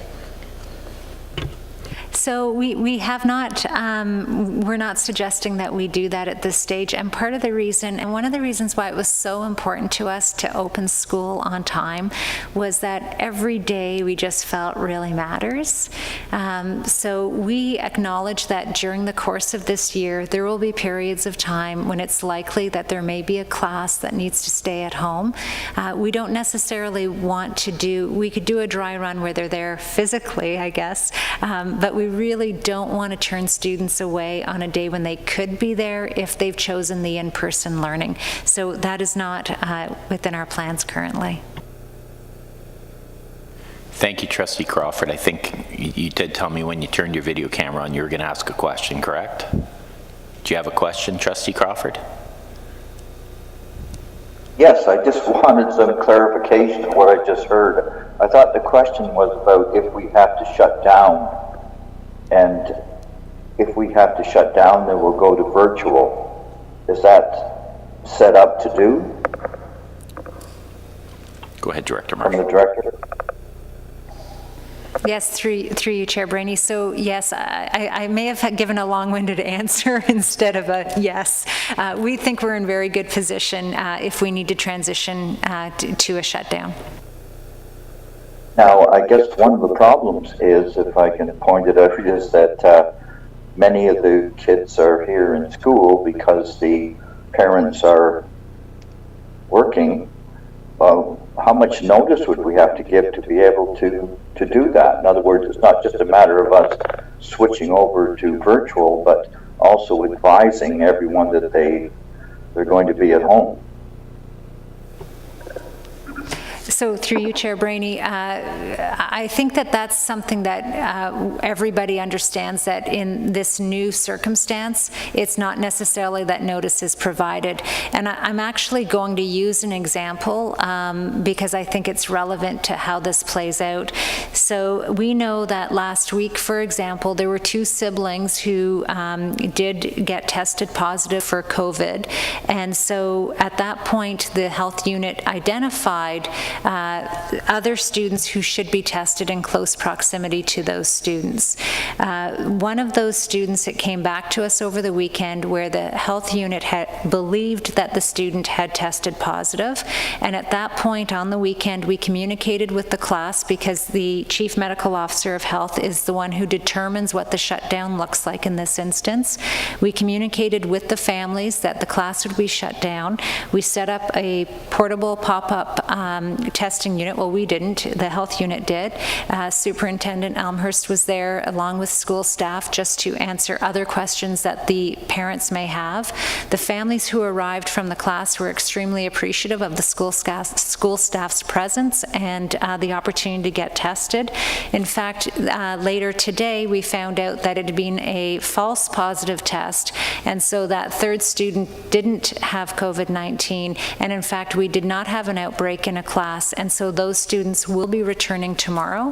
However, yesterday or on the weekend, we communicated to the families that that class would be home for 2 weeks, and that was what the families would need to work through in terms of their own circumstances. So there isn't a lot of notice in these situations. This one turned out very positively in terms of that it was a false positive, but we recognize that moving forward there may be situations where this happens, and the communication notice would be very similar to what happened in this one. Mr. Chair, maybe I'm not understanding. I thought we were talking about a complete shutdown. In other words, not the odd student going home. We're talking about 56,000. Are we talking about a shutdown of a classroom, a school, or the whole system? Thank you. So this example was a class, but it would apply to a school, or it would apply to the system. You may recall that when the province decided last time to shut schools down, they announced it Thursday at approximately 4:30 p.m. and it was the Thursday of the beginning of the March break for our system, and therefore families were notified after students had left and some staff already for their March breaks. So we can't predict what kind of notice we will receive. What we do know is that we think we're well poised in terms of when we receive the notice, understanding it may be short notice, that our students and our staff are in a very different place than they were last March. I think it's marvelous that you could do that. It's very good news. Thanks, Trustee Crawford. Trustee Lundquist, you've so patiently deferred your questioning, so feel free to pepper off a bunch if you want. Well, interestingly, so I think I first would just like to say that I've received a lot of emails over the last several weeks, as everyone else has. But many of them recently have been very complimentary towards the staff, and I just want to acknowledge that. So I've had emails sort of praising all of the superintendents in Whitby, so both Margaret Lazarus and Georgette Davis, and also Jim Markowski, the acting director, for being just incredibly responsive in a really difficult situation. And I want to acknowledge that because it's a lot of email, and I don't get 1/100th of what you get. So I appreciate getting those notes indicating how responsive the board is being to what is a very difficult situation for parents. So now I'm going to ask some harder questions, I think. I might have misinterpreted this, and I'm hopeful that I did. So when the class sizes were up for virtual classes, was I seeing that it was average of 30 students in some of those classes? And the only reason, and I recognize, like, I can't ask everybody to do two things simultaneously that can't be done, but I'm just trying to imagine teaching 30 anything online, like children or adolescents online at the same time, and what a challenge that would be. I can't get through a Zoom with 5 people. I can't. Truly, we're like, am I on mute? Am I on mute? Am I on mute? Like, I just can't picture what that would look like with 30 students. So am I wrong that those are, some of our numbers are like that? And do we have plans for addressing some of that? Thank you, and through you, Chair, and Chair Lundquist. So you are absolutely right. When you look at our virtual DDSB at home elementary numbers, when you look at the ministry requirements, we've intentionally tried to staff our virtual schools a bit higher so we can keep the in-person numbers a bit lower to ensure that physical space is taking place. So in kindergarten right now, keeping in mind that there is an ECE and a teacher who form a kindergarten educator team online, so there's 2 educators. The average right now we're showing is 29 in our kindergarten virtual classrooms. In junior and intermediate, we are showing an average of 30. And again, that's been done strategically so that we could keep the in-person numbers lower. I will say we are continuing to monitor these numbers. And as additional pressure points come forward, we're going to balance our staffing to meet those needs. But presently, that's where the numbers stand. So I am going to add, if that's okay, before you do a follow-up. So we have, in the virtual school, we are respectful, though, of all of the staffing funding formulas that we receive from the Ministry of Education. So we're not going over what their requirement is of us from a staffing perspective. We also recognize, especially with the younger students, that it is challenging and that the teachers are needing to figure out the pedagogy now that they know their class and they're getting, you know, a sense of the personalities and teaching virtually. And so I wonder if Superintendent Davis may want to share a little bit about the professional learning plan we have for the educators in terms of how they're going to adapt to the class size averages that the ministry funds at the virtual level. Thank you, and Mr. Chair, through you. So we have taken the first few weeks to get to know the students. The teachers have been working really hard to get to know the students and create what we call our third classroom, which is our Google Classroom in the virtual school. Now we have actually had a survey, and we've taken a survey out to the teachers to ask them what are they learning and what do they need to learn and how can we support in those pieces there, because they're getting to know their students and getting to know who's in front of them. So we are planning professional development. We've already started. We actually had volunteer professional development a couple Saturdays ago where we had teachers who had shown up. We also have on-demand professional development where the teachers can go online and just learn a little bit about Google Classrooms, a little bit about how to set up the classroom, those pieces, and going a little bit deeper. And we're also have before school and after school. We are working what I call with an interdepartmental approach. That means that working with innovation and curriculum to take a closer look at what does numeracy and literacy look like. How can we support the teachers in terms of assessment? So we are planning that professional development that encompasses the before school, after school, volunteer online, and then there will be also opportunities for the teachers to learn with each other during the school day. So that professional learning plan is being rolled out to support our teachers. And I'm going to add again, if that's okay, and then you can ask me, because I may answer your clarifying question. But I was going to say, so Superintendent Davis hits on an important point, and that is we are going to be communicating with families where their children are enrolled in DDSB at home, that we are going to do some condensed learning days in terms of the timing. We will make sure that families are well aware of it in advance so that they can build their schedules around it, because we recognize the importance of providing some time during the work day for some of this professional learning to happen. So that is something that we are going to do by having a half-day professional learning for the teachers in addition to all those other opportunities. And I think the other thing that we're recognizing is that for our youngest learners, the minimum requirements as set out by the Ministry of Education for synchronous learning is excessive, and the families are giving us feedback on that. So we are going to as well talk to the families in terms of what's working and what's not. While we're trying to chunk it so that it's never too long at one period, what we're hoping to do is actually potentially chunk it for smaller periods and have some small group learning as part of the day, but it's not that students would necessarily be 3 hours when they're 4 years old in front of the computer. And so that is something that we're going to work with the families on, because we recognize that is one of the, I think, biggest pieces of feedback. And it was, you know, the principal was talking about that in a news article recently in terms of the number of kindergarten students we have in particular.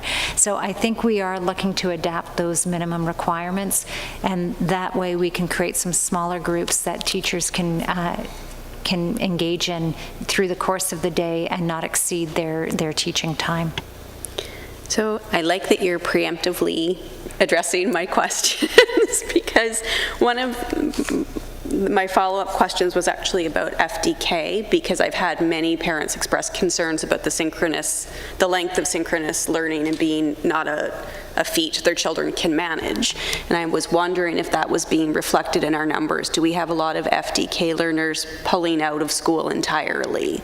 Because that seemed to be a suggestion, but I've not seen anything that would indicate that that was the case.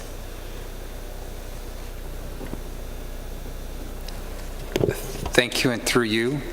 As is highlighted in our enrollment projections, we're actually up in enrollment. Now, with K specifically, there isn't anything out of the norm, Trustee Lundquist, that I could sit here and report on. I know we have had a conversation that took place today about a potential increase in families requesting homeschooling. We're actually going to be unpacking that data just to see what kind of number and some of those situations are, and to see how potentially we could re-engage some of those families. So just as a follow-up to that, I think what I would like to know, and not this moment at all, is whether there's a trend towards FDK parents pulling their children from virtual learning. And the reason I ask that is because I received quite a number of emails about that, and whether they have followed through, I don't know. But it seems to me if that is happening because the synchronous learning component is so significant for them that they don't feel their kids can manage it, that's something I think we need to address with the ministry, especially if it's impacting our enrollment and our students and the ability of their families to engage in actual learning with an educator. And then my final 2 points, and they'll be really fast.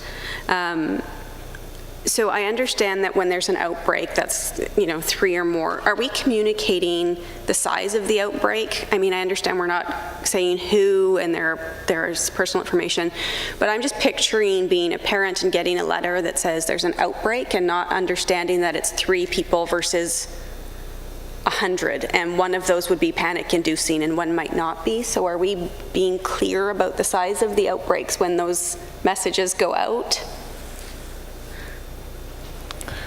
Thank you, and through you, Chair. So when we're informed of a confirmed case, we do work in consultation with DRHD. We do have an internal structure that involves our communications department. We do have a lead. Superintendent Crossdale is our lead in relation to COVID cases, and he works in partnership with Carrie Stewart, which is our health and safety manager.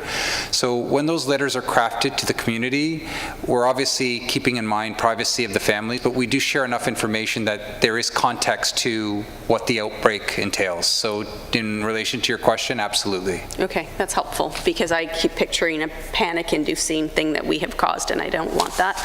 And then my final question, and it's probably for Associate, no, I got the title wrong again. Carla Kisco, I'm so sorry. Do we have a process, so if a teacher feels that they cannot appropriately distance in their classroom based on the numbers or based on what the geography of their classroom looks like, is there a process for alerting someone about that concern and for having it addressed? Again, through you, Mr. Chair, good question. The answer is really the identification of any concern should be brought to the attention of the principal. The principal should bring it to the attention of the superintendent. And if it's about physical space, it'll be brought to the attention of the custodian staff that will have someone go out and look at it. If necessary, we may change the kinds of furniture. That has been situations where we've had to actually swap out some of the furniture, replace it with others to ensure that physical distance is maintained. Okay. So I guess my concern about this in a general way is, this is a health and safety issue potentially, and sometimes when the reporting system requires you to go to a certain person, that fails because of relationships or whatnot. So I just am hopeful that the board enacts some kind of general policy about a process so that it doesn't have to be that individual response to someone, that it's actually a process response, a policy response. Through you, Chair, there is a health and safety committee, and so every school has a health and safety committee. Yeah. Concerns about anything in relation to health and safety can go through, and so there's union representation. Okay. So we're also open to hearing it from union representation if that's how we just want to find out about it. For sure. So that we can evaluate and address it. So there is a different mechanism should that be more comfortable for the individual. Perfect. Wonderful. Thank you. I appreciate that. That's all, Chris. Thank you. Thank you. We'll move on to Mental Health and Wellbeing, Superintendent McCauley. Thank you, and through you, Chair Brainy.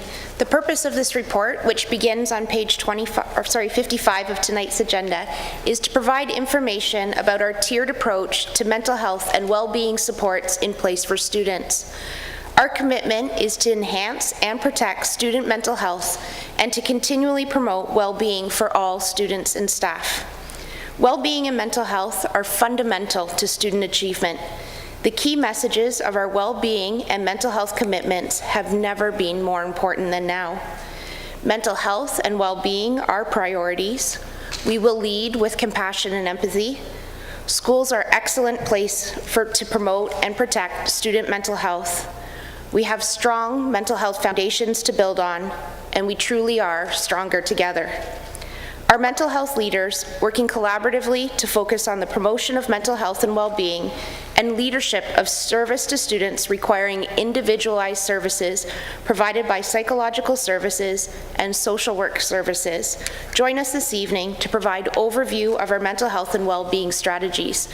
Welcoming this evening, Stephanie Pellebor, our mental health lead, Carolyn Usher, Chief of Social Work Services, and Steve Graffey, Chief of Psychological Services.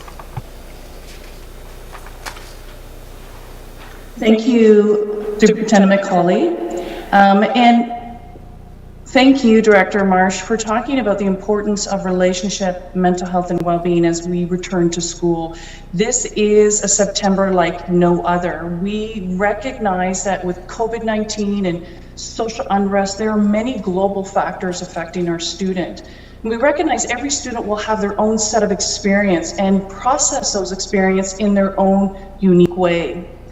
We're very fortunate that the Ministry of Education is committed to prioritizing the mental health of students as they return to school and in the year ahead. 100% of returning students have some degree of mental health, and 20% of those students will experience some form of mental health concern.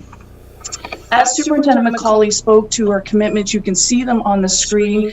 These are posters of the commitment that will be posted in all of our schools as a reflection and a reminder to staff and to students and to families that these are our commitments to promoting student mental health and well-being today and every day.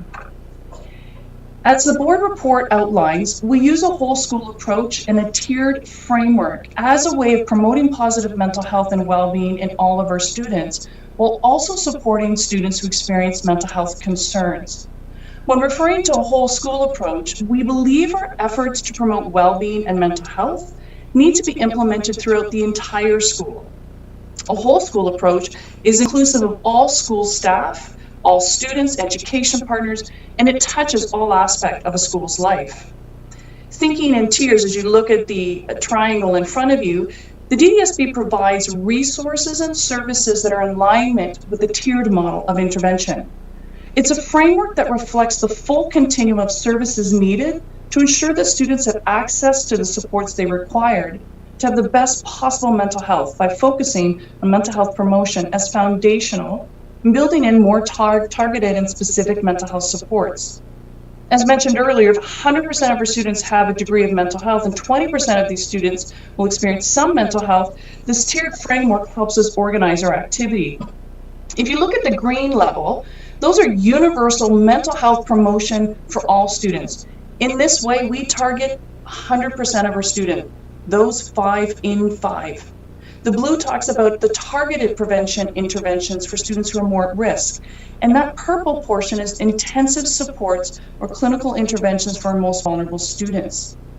Using the tiered support strategies, our educators can create the foundations of a mentally happy classroom where students are engaged in learning and recognize when and how to support students at whatever level of the continuum they find themselves. So if we focus on Tier 1, given that schools are the most common setting for students, for children and youth to access mental health supports, we as educators have a real opportunity to make a positive impact. Schools are an excellent place to promote positive mental health and well-being and to offer early identification and support when student mental health problems arise. Tier 1 is the foundational everyday work of educating staff. At the heart of what we're doing is creating welcoming, inclusive, respectful learning spaces where all students are engaged, they feel valued and heard, where our work is grounded in caring relationships and meaningful learning opportunities, and where we strive to help students experience hope and belonging and meaning and purpose, and where they know they matter. So as we think in tiers, we recognize that some students may require additional support for their mental health needs. And this can include prevention and intervention programs, crisis support, as well as connection to community service partners. For staff in social work and psychological services, there has been a need to be nimble this year in structuring services for students with emergent or existent mental health needs. This has meant hiring additional staff with diverse backgrounds and a range of clinical experiences to increase access for students to a regulated mental health professional, mobilizing access to direct service through a virtual or online platform while balancing the need for privacy, making services accessible during periods of time when they are not typically available, such as during the summer months, and considering access to services via different routes, such as our online entry point housed on the board's web landing page, politely referred to as the button, which allows parents and students to access an immediate, though not crisis, response from one of our psychological services or social work staff. Thanks, Stephanie.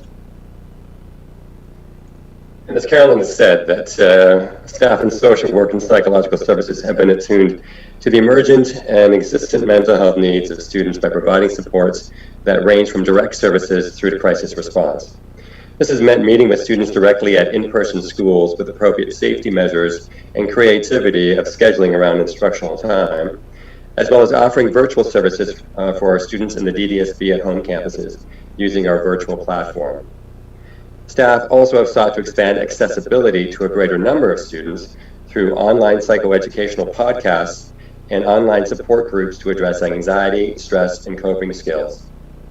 As well, our staff have tried to ensure flexibility in responding to crisis situations, including suicidal risk and traumatic events for both in-person students and DDSB at home students.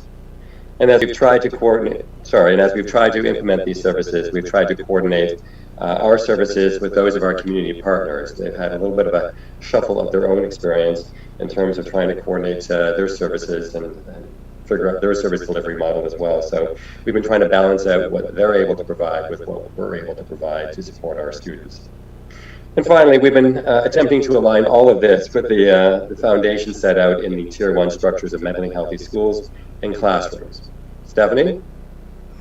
Thanks, Steve. These universal mental health promotion helps us reach every single student. And we want to provide the system with a proactive way to promote student well-being mental health, where educators are intentional and explicit in their everyday interactions. The foundations of a mentally healthy classroom, the first 20 days and beyond of creating connection and well-being guide, is a resource focused on building relationships, connection, and community. The strategies in this guide are also designed to help students ease into school routines and focus on engaging our learners. This supports educators to build a positive classroom environment while supporting students to learn and practice skills to manage the emotions and challenges that they encounter in the coming weeks and the months to come.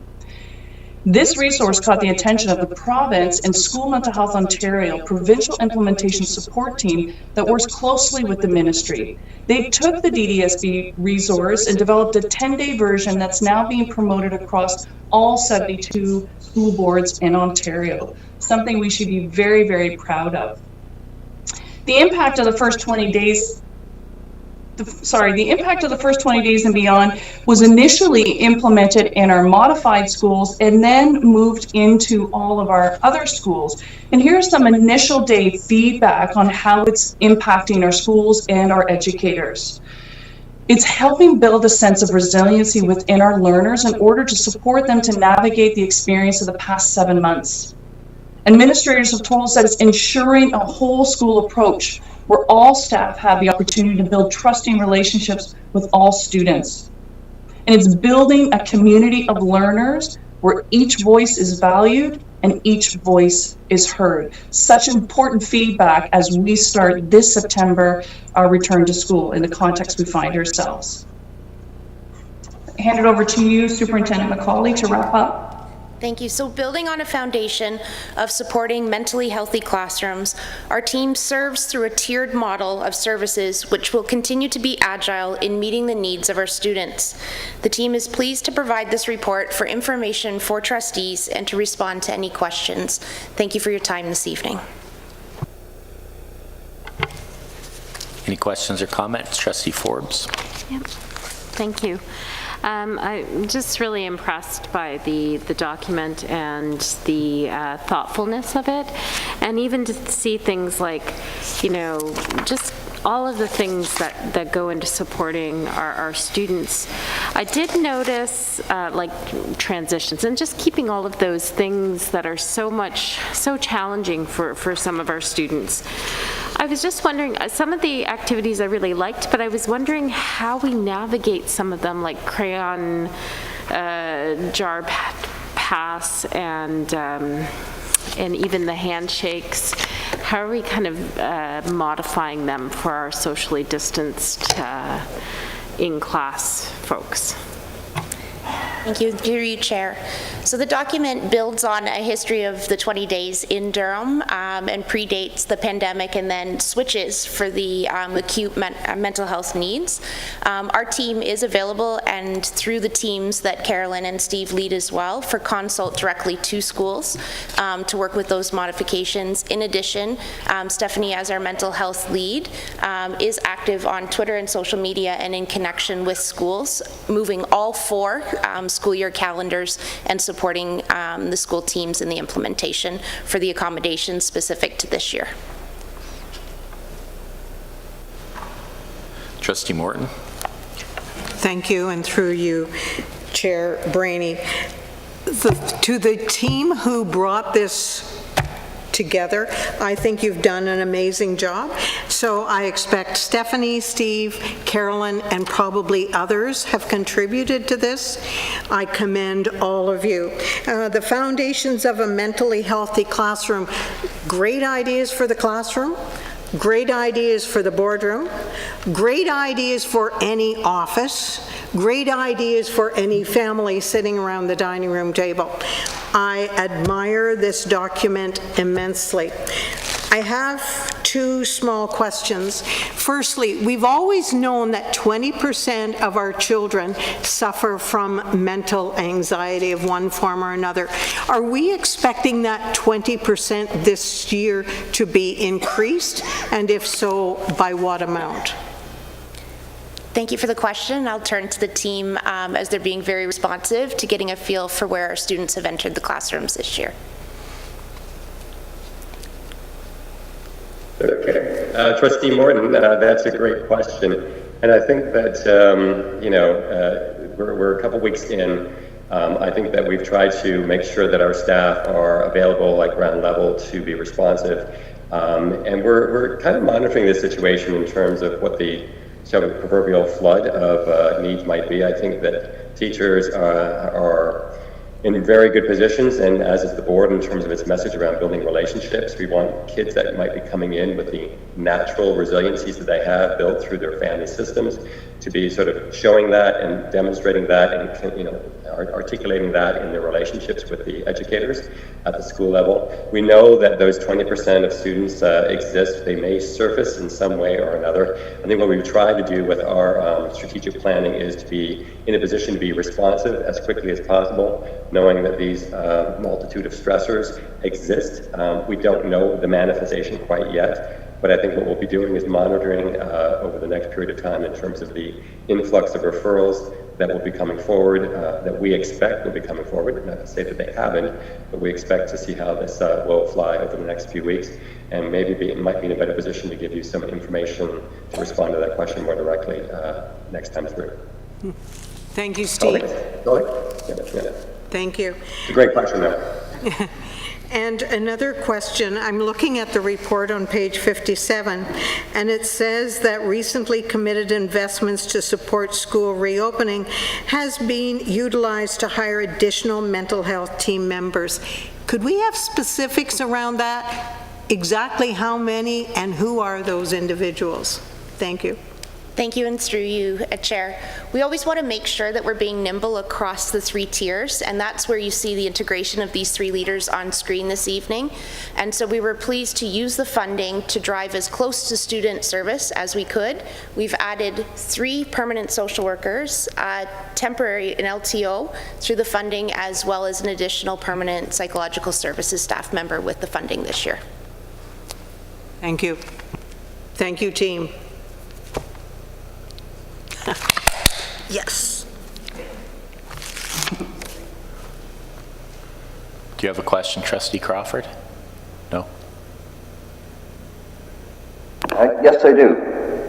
I'm not trying to throw cold water on this because this is a great program, and virtually every child comes through an educational system, and that's where to be observed and see what we can do for them.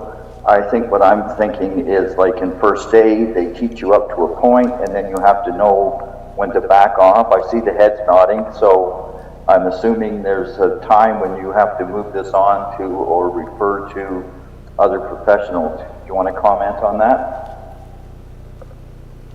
Yeah, I think that that's, sorry, I'll defer to anybody else, but it's a great question. I think that we're alert to the fact that we're an educational system, and certainly with respect to our professionals through psychological services and social work, I think people are attuned to what can be done best within our setting and what is best to be offered within our community partner settings. And so that's where we have those linkages, particularly for students that may have that upper level of beyond emergent but existent mental health needs, and some significant challenges for them from their own, functioning as well as their family functioning. So our staff are, keen in terms of being able to assess the level of need and then look at what can be appropriately placed services within this system and what needs to go further in terms of community access. And I know that Carolyn can probably speak a little bit further to that in terms of the liaison with our community partners, where we do have that pivot point. And we know that sometimes the pivot point is we start here, it goes there, it comes back here, and we need to work in tandem, in sync, because, you know, there's fluidity in terms of students' needs, and what might be peak at one point might be much more stabilized at another. So I think that our staff are attuned to the fact that we're in this sector, and we work in partnership with other sectors through health care and through the children's mental health agencies. Carolyn, do you have anything to add to that? Just to reinforce that we have really strong relationships and partnerships with our community mental health agencies across the district. And I think we're always looking to find where the gaps are in service so that we can plug those holes and strengthen and augment the services that we need. We're really lucky because those relationships with our mental health and addiction nurses through the local LIN, as well as many other folks who support our students, there is really good communication and partnership where I think everybody can be agile and responsive across the systems. Our mental health workers in schools are really well placed to be able to assess and reassess as student needs change. And so as we're moving into this fall and this school year, being really alert to the potentially ever-changing needs of our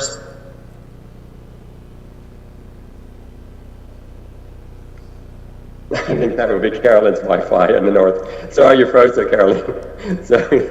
But I have to sort of say a little shout out to staff in social work and psych services. We've been very strategic in our hiring process to look at clinicians coming in with a range of skill sets and attunement to, again, this sector, but also by function of their own professional experiences, know what exists in other sectors. So I think that it's been interesting in terms of our hiring process of late and the direction that our services are going within the Board of Education, but our attunement to our other clinical partners in the community.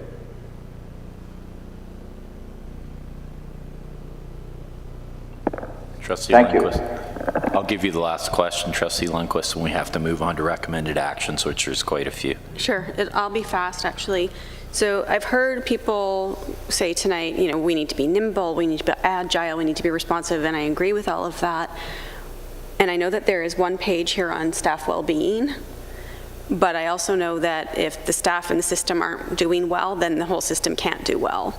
And I'm hopeful that we're actually really attuned to the idea that we need to make sure that the people we're asking to do more than they've ever done in a very different way than they're used to doing are appropriately supported as well in when we're looking at mental health, because it seems to me that if the educators and the EAs and the other supports in the system aren't healthy and well, then the system can't be either. So I worry about that. We have put a lot of pressure on people to be agile and responsive and to perform, and including the people in this room, frankly. And it just seems to me that at some stage we really need to have a focus on that as well. Thank you. I'd like to speak to that, if that's okay, Trustee Lundquist. Our vision for mental health and well-being here at the school board is for safe, welcoming, inclusive learning and working spaces for staff and students, because we do appreciate exactly what you're saying. If teachers aren't well, it's difficult for students to be well. And so we do have a parallel focus where while we're promoting mentally healthy classroom, almost to the point of Trustee Morton, it is something that also applies to our staffing groups. And so how do we have mentally healthy schools where staff are heard and valued and they know that they belong and that they matter? And so that's very much part of how we are bringing out the foundations of a mentally healthy classroom by paralleling that with the foundations of a mentally healthy school, which does and must include student staff well-being who do take care of our students. So well brought up point, and very much part of our overall strategic plan for well-being and mental health here at the board.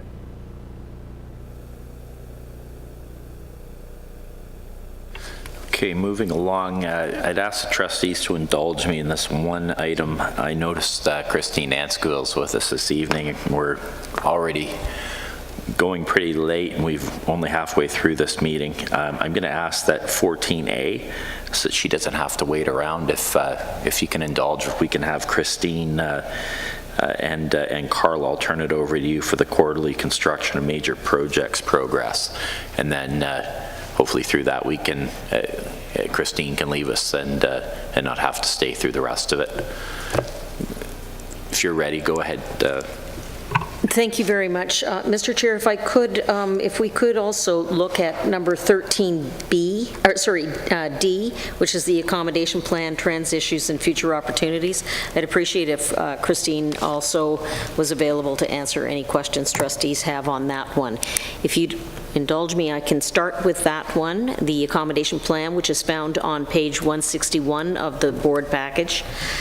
Mr. Chair, the purpose of the accommodation plan is to identify the board's pupil place requirements in terms of and compared to our enrollment projections in future years. As shown in the chart number 1 in the report, you'll see that the board looks to have sufficient capacity for the total number of students that we expect to have. However, the challenge with us is that the available space isn't necessarily in the areas of the board where the growth is occurring. So it's for this reason that we are proposing the 4 recommendations in the report. The first recommendation is to resubmit the business cases to the ministry for 2 schools in North Oshawa, 1 elementary school in terms of its location at Simcoe and Conlin, and a secondary school that was previously submitted. We are also suggesting that we submit a business case for a new elementary school in the northeast part of Oshawa. As well, we are asking for approval on boundary reviews for Clara Hughes, Eagle Ridge, and Maple Ridge, and that those recommendations from those reviews will be brought to the board in early 2021 for implementation that following September. And the 4th recommendation is that staff commence a secondary school program review to help inform our secondary school accommodation reviews going forward. Our Chief Facilities Officer, Christine Nanceville, is here with me tonight to answer and address any questions you might have. Any questions or comments from trustees? Go ahead, Trustee Forbes. Thank you. I just have a question about the business case for the 2 Oshawa schools, which we know that all of our Oshawa trustees, and I know Trustee Barrett knows this very well, is that there is certainly a demand and there's tremendous growth in the north. With these 2 proposed schools, would there be any impact or any need to review other schools in Oshawa to make way for new schools in the north? If I can, through you, Chair, definitely for the unnamed North Oshawa Secondary School, it would impact both O'Neill and Maxwell Heights Secondary School, and for the elementary school, it would impact on Northern Dancer Public School.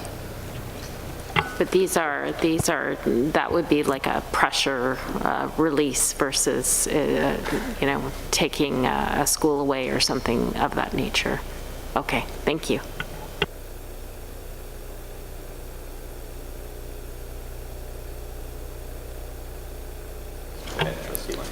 Go ahead. I'm just looking at number 4, and I'm just wondering when the last secondary school review was done. No idea? I'm looking around the room at those that might have been aware of any secondary school review that was done, program review. It doesn't look like it was very current. That was what I gathered. Thank you. Okay, thanks.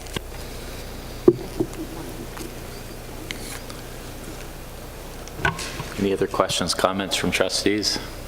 Okay, seeing none, thank you. Thanks for staying with us this long, Christine. Thank you. We need to move the recommendation. Yes. So could have someone move that then? Thank you. Trustee Edwards, seconded by Trustee Barnes. All in favor? Go ahead. That carries. Thank you. So we then go to 11, report of the committee of the whole in camera, and two of them? Okay, go ahead. Yes, thank you, Mr. Chair. I think you identified the quarterly construction and major projects report as being the next item that our Chief Facility Officer Christine can speak to. So I'll turn it over to her on that report. Thank you. Found on page 166 of the package. Just move them all. Thank you, and through you, Chair, this is just an information item. It's just giving you the update on the new construction that is occurring and will be starting shortly underway, as well as major projects, the air conditioning projects update, as well as childcare updates. And I'd be happy to answer any questions that you have about the projects that are currently underway.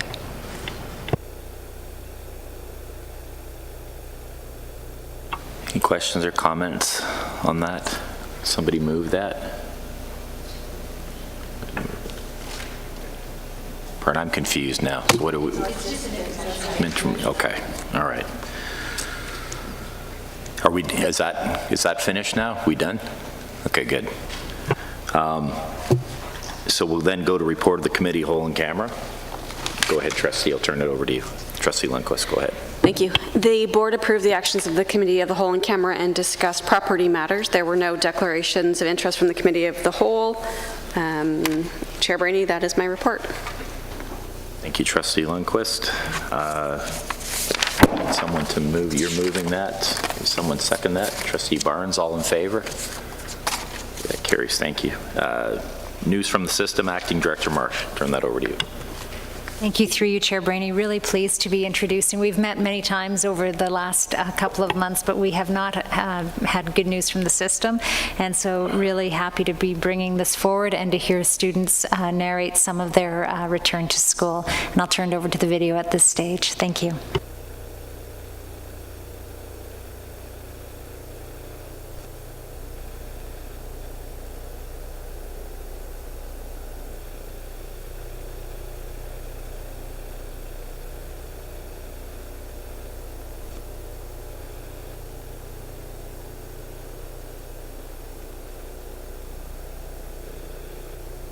Good evening, trustees. On behalf of the students and staff at the DDSB, we are happy to bring you good news from across the system. Students are excited to be back for the 2020-2021 school year, thanks to staff who've been working to create learning environments that are safe to help us succeed. When we look around our school, there are many eye-catching health and safety posters, decals, and stickers to help us get used to what school looks like now. Thanks, everyone.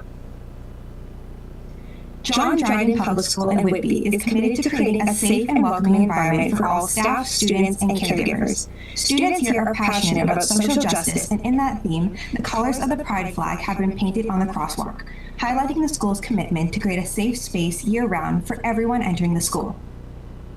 In preparation for return to school, Facility Services and Health and Safety organized and distributes a total of 862,194 personal protective equipment items to schools, including masks, face shields, alcohol wipes, sanitizers, and more. That's a lot of PPE. Some schools have been renovated thanks to the amazing facilities team, who completed a total of 62 renovation projects while we were on summer vacation. Some highlights include a renovated washroom at Pickering High School, an accessibility ramp in the Glengrove Public School Library, and a beautiful courtyard renovation at R.S. McLaughlin CVI. A big shout out goes to Chloe Ramden from Pioneer Secondary School. For the last 2 years, Chloe has collected and donated school supplies from family and friends to fill backpacks distributed by the Durham Children's Aid Society to give to students in need. Thanks to the thoughtful and generous students at Ajax High School who organized a car wash fundraiser to support the families impacted by the tragic explosion in Beirut, Lebanon. Great job, everyone. DDSB alumni Chris Van Fleet, a 4-time Emmy Award winner, TV host, and interviewer who attended Von Willard Public School and Pioneers Secondary School, was recently profiled in the local papers for his outgoing success. He actually honed his craft by reading morning announcements and hosting events at school. Not only is Zion Latham an alumnus of Dumbarton High School, he's also now a local hero. Zion saved the life of a man who almost drowned in Lake Ontario. The City of Pickering recognized his bravery with a certificate, and word has it that he will be nominated for a Civic Award in the future. This year, we celebrated 63 dedicated students for our annual Student Recognition Night Award. Although the event was canceled due to COVID-19, students will receive their much-deserved awards. They overcame unforeseen obstacles and came out on the other side with beaming smiles and left a lasting impact on their school communities. Congratulations! Since April, the Make a Difference team has been mailing out grocery gift cards to DDSB families. To date, they have supported 1,963 students for a total of $53,800 in donated grocery gift cards. Recently, Make a Difference teamed up with Penny Appeal Canada to organize the donation of school supplies to over 600 DDSB students. Incredible work. On behalf of the system, thank you, trustees. This is our report. The dates of significance, as you can see, take us up to the end of October 2020. Thank you to Chloe and Jermaine from Pine Ridge Secondary School for reading this month's good news.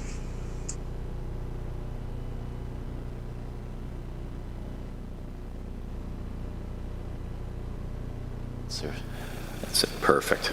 We're going to go into recommended actions. 13A, report of standing committee meeting September 8th. Go ahead, Trustee Lundquist. We did that. Yes, we did. We're on 13B. B. Report of the SEAC meeting. We've got a couple of motions coming out of that too. Who's presenting those? Go ahead, Trustee Edwards. In front of you, there are two sets of minutes from SEAC's meeting on May 21st and June 18th. So I'll deal with those, just an approval of the SEAC reports from those minutes. And then I'll go to the other two. Okay.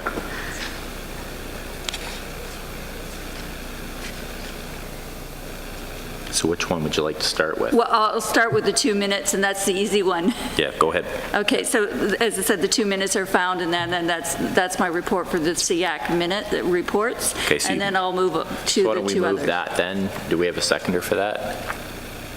The minutes? Yeah. Trustee Thatcher? All in favor? Okay. And then, as we are aware, is that SEAC meetings, just the way it works is that our minutes are 2 months behind. So there was two recommendations that were discussed at the Thursday, September 17th meeting that SEAC would like to propose to the board. One is to deal with a recommendation to the board that we appoint Donna Cook to be the SEAC alternate for the Learning Disabilities Association of Durham Region. And that's my first motion. Thank you. So you'll move that, and I would, Trustee Thatcher, you'd second that too, being a committee member. And all in favor? That carries then too. Thank you. And the second one is to do with SEAC is recommending that the board write a letter to the Minister of Education regarding requests for the 2020 process exemption for SIP submissions requirement. And the reason behind that is that the special incidents portion application process is a significant process that takes a significant amount of resources away from our students and supporting our students. So with this challenging year and recognizing that we have already heard that there's going to be an increase in mental health and special education requirements through the fall, we are suggesting that the board send a letter to a solution in that to ensure that we maintain our staffing complement and supporting our students with special needs, and that basically taking a funding formula based on the 5-year funding approval average for SIP for this year, and to accomplish that. The letter, the draft, we drafted a letter, SEAC had drafted a letter, and it's there for your perusal, but we're recommending that such a letter be written to the minister, and it's sort of recommended that all school boards have this exemption, because it is is a significant amount of work, and we want to keep the resources and the focus on our students with special needs. Thank you. Can you move that again? And Yes. Trustee Thatcher, you second that? All in favor? That carries, too. Go ahead, Trustee Lundquist. So I made a mistake and I apologize. The minutes, the standing committee issue that we dealt with was the committee of the whole, not the minutes of the standing committee of September 8th. Those minutes are found at page 22, and I would like to bring a motion to approve the standing committee minutes of that date. Okay, and somebody second it. Trustee Edwards, all in favor?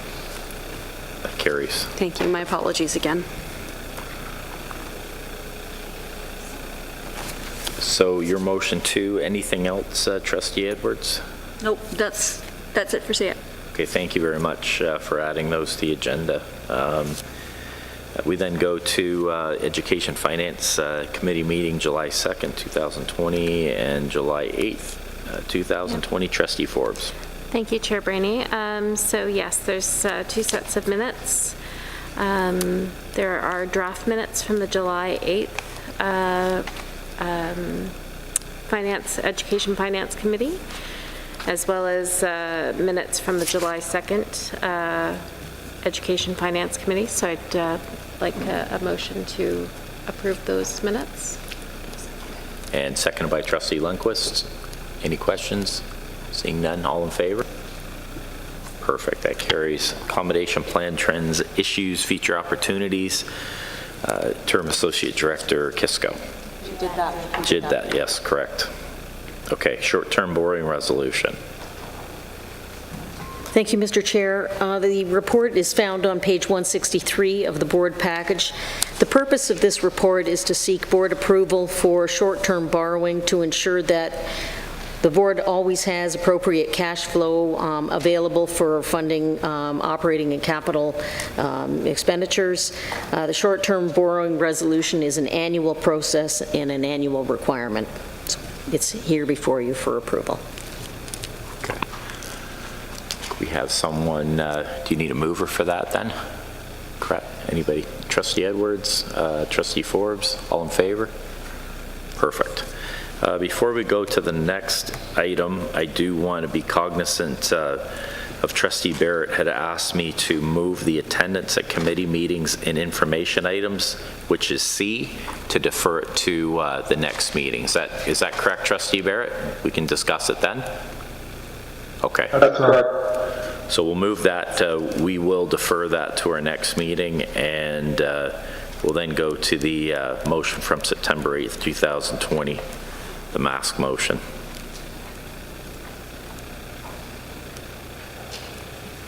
Trustee Temple. Through Chair Brainy, I'd like to amend the motion to actually read that the board's resolution of August 12, 2020 be amended by deleting paragraph 4, which provides that the DDSB create a program that encourages mask use for all students subject to the duty to accommodate, and that the following be substituted. That the board mandate all students in grade 1 to 3 to wear masks subject to the duty to accommodate.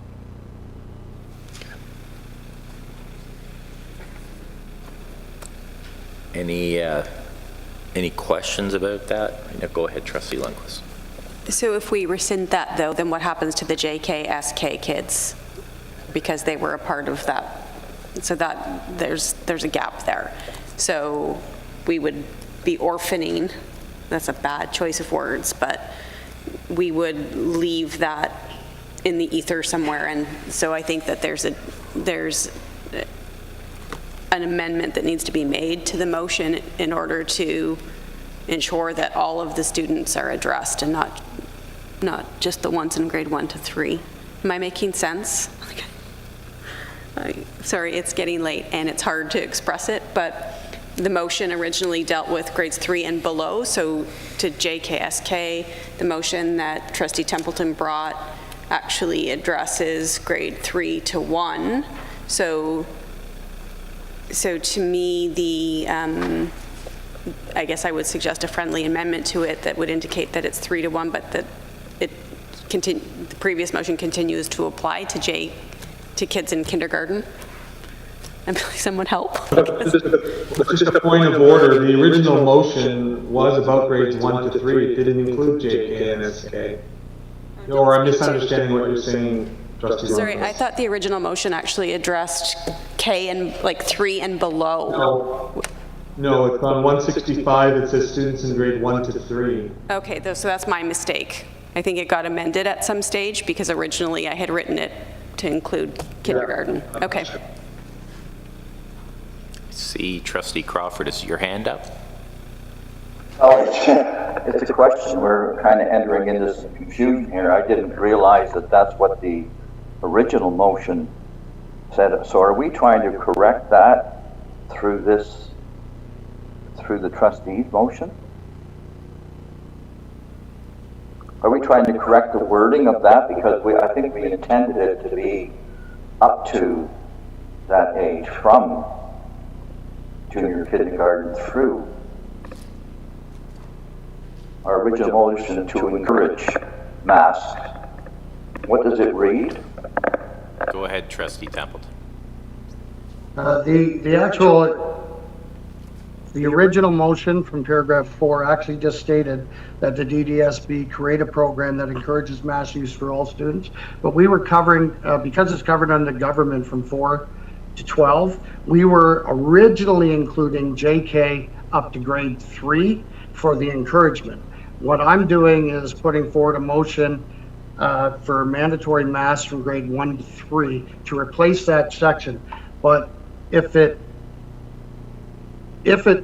pleases people, I can add the following line, which is at the end that the board mandate all students in grade 1 to 3 to wear masks subject to the duty to accommodate, and the DDSB create a program that encourages mask use for all students subject to the duty to accommodate, if that satisfies people. Mr. Chair, can I make a suggestion? Because we're going to get into a long discussion, because I think what we're trying to do here, we're trying to correct that you feel that your motion should be one to change or amend the previous one. But we could deal with your motion as it is. It's already been accepted and postponed. So it can be dealt with as a motion, and whether or not we, if we don't accept that, then we fall back to the other one anyway. I'm just trying to, we don't need to get into amending something that was previously done. And if you were, then it would require notice. Through Chair Brainy, could I have Councillor Patrick Connor clarify? Sure, I'm going to turn it over to Trustee Lundquist first. Trustee Templeton, go ahead. She was next. So I'm puzzled because, and I just want to be clear from a process standpoint what's happening, because I don't actually understand, I don't think. So we have a motion that was passed that speaks to masking. This motion actually does something different than that motion. Does that motion not have to be rescinded first? Except it wasn't, point of order, it wasn't passed, Nikki. It's only a notice of motion. No, I'm not talking. No, I'm not talking about Scott Templeton's. I'm just trying to understand procedurally. If we had a motion that was with respect to masking, what is the next step that we would need to take? Oh, so you're, just to clarify, you're talking about the original motion with regards to the encouragement? Is that what you mean? Yes, yes. Okay, yeah, fair question. Thank you. Sorry, through you, Chair Brainy. So there are, in my opinion, two ways to deal with the issue. One is to rescind the paragraph 4 of the August 12th resolution, which deals with strongly encouraged, and then to create a new policy around mandatory masking.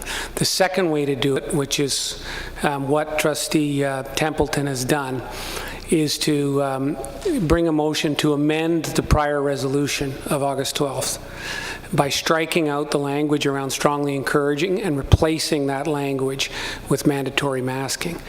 That way there's no formal rescission that's required. It's an amendment by substitution. So I think if I might make a suggestion, that when we refer to the August 12th, strongly encourage that we refer to that as a resolution rather than a motion. So we have a resolution that needs to be changed, and then Trustee Templeton has a motion that he is now seeking to amend his motion, so it more squarely deals with the language in the resolution. I'm not trying to be difficult despite the things I'm about to say, but we discussed it as a motion. It was debated as a motion, so I don't know how it suddenly doesn't become a motion. That doesn't make a lot of sense to me. No. May I give a point of information, Mr. Chair? Go ahead. The clearest way to do this is to deal with the motion. When this came forward at the last meeting, it was probably improper because it was dealing with a motion that was already passed. But we're beyond that. We accepted it, not as a notice of motion, but as a motion. We actually discussed it, and then we postponed it at this time. The only thing that might be different is whether or not you're going to vote for it by majority or by 2/3 to undo something else. But it's a motion. If we deal with this motion as it is, once it's dealt with, then you'll have an understanding of what to do with the other one.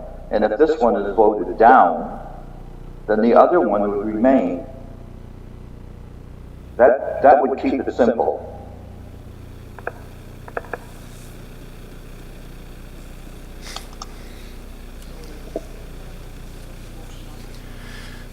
That's what we have to do, yeah.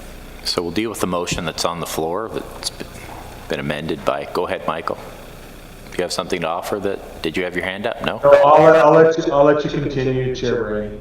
Okay. So let's go with the motion that's on the floor that Trustee Templeton has amended. Any discussion on that?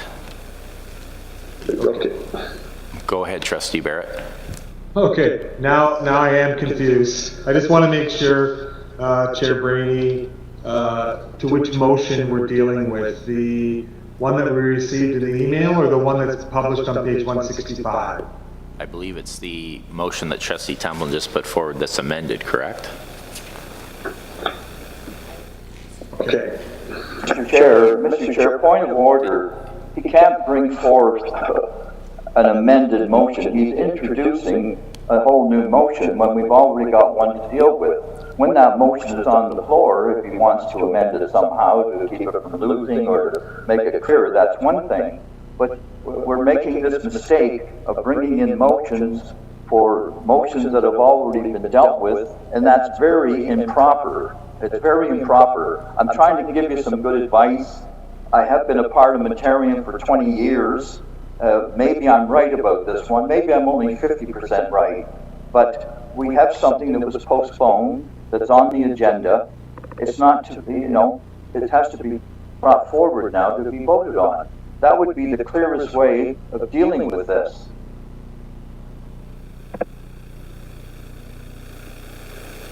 We postponed it here for a reason.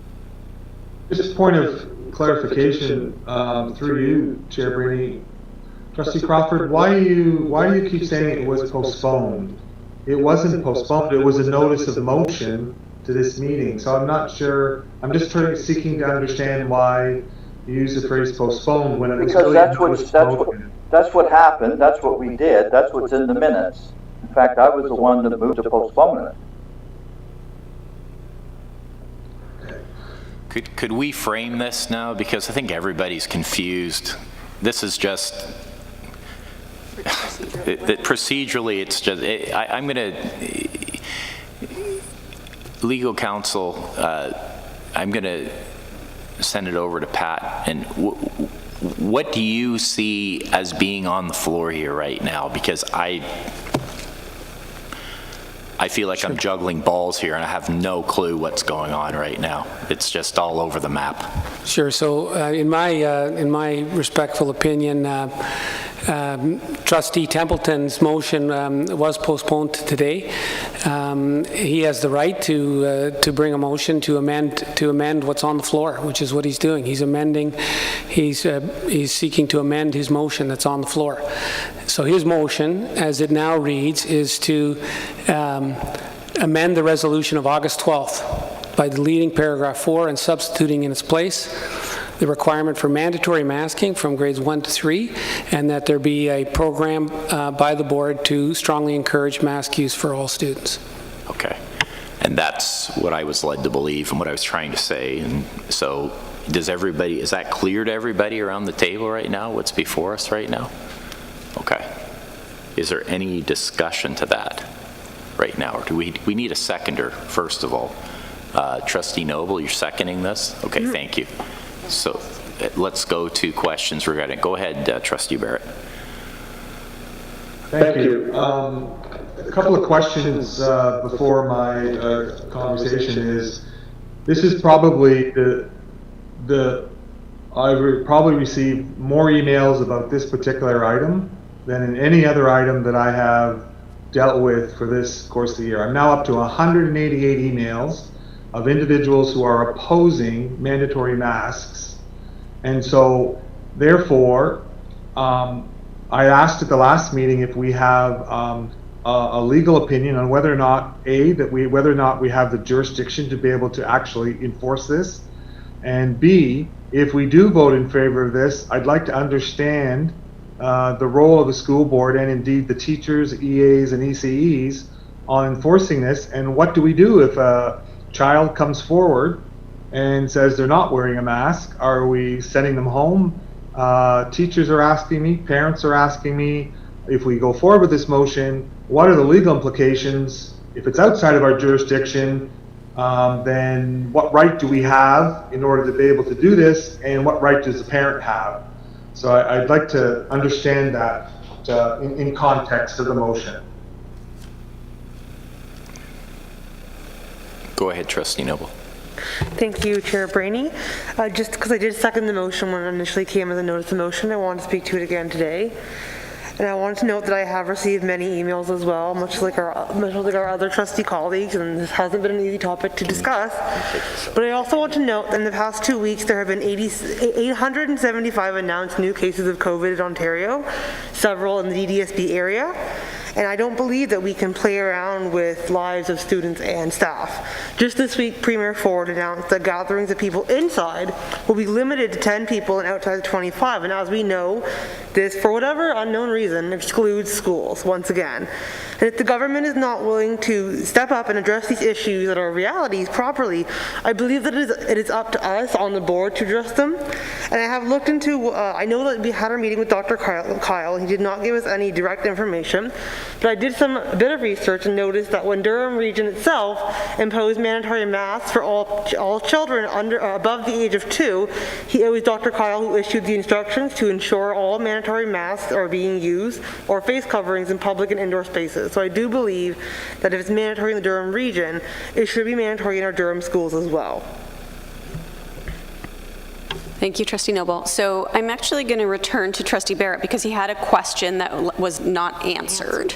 And his question was about, well, okay, now I'm having trouble with words too, but his question was really centered around the idea of how do we have any capacity to enforce this? Is that a fair, brief summary, Trustee Barrett? There's actually two questions. A, do we have the jurisdictional ability to be able to make this ruling? And number two, yes, Trustee Lundquist, what do we do then if we do go forward and pass this? What do we do with regards to enforcement and children in the school, etc.? Yeah. Okay, so two-part question, and we're going to go to Councillor Cotter for the first part of the question, and then the second as well, but we'll do them one at a time because they're important questions. Thank you, and through you, Trustee Lundquist. In my opinion, the school board would have the jurisdiction to mandate mask use if they had either the recommendation or the support of the local public health.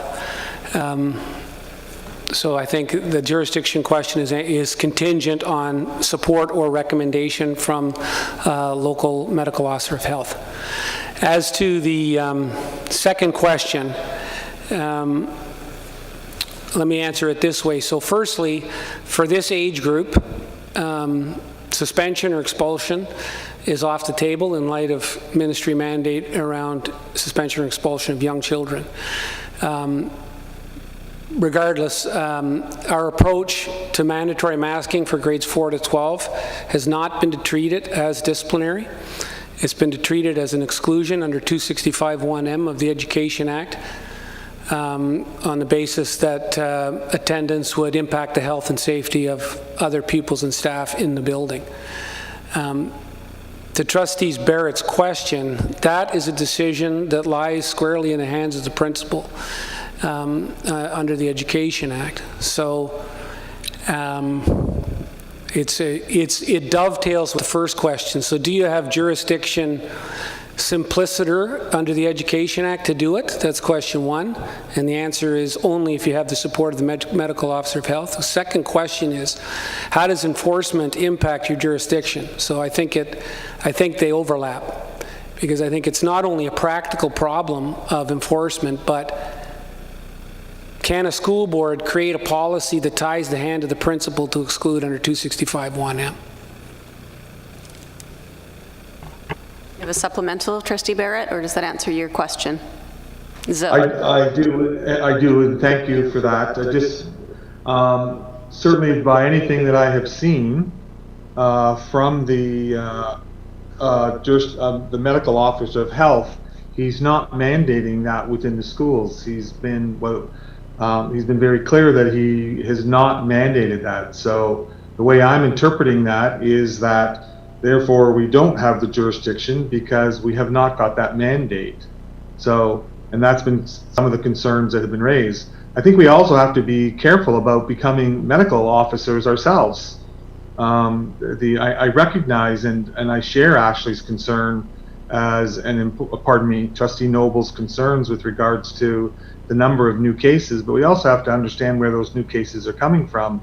They aren't coming from the schools. The majority aren't coming from the schools. The majorities are coming from adults not jurisdictionally following policy. But I'm concerned when we go forward with being able to make a policy that we don't have the jurisdiction, and then forcing both teachers and principals to be the arbiter of that decision and that exclusion or not exclusion. So I'll leave it there, but I know there's a great number of parents that are very concerned with regards to doing this. I understand the concern for wanting to do it, but I'm not sure I want to end up in a jurisdictional dispute with a considerable amount of parents that don't want to do this. I believe what I'm seeing across the schools is the encouragement has been working very, very well, and I would just continue to be able to operate that as a policy, but that's my own opinion.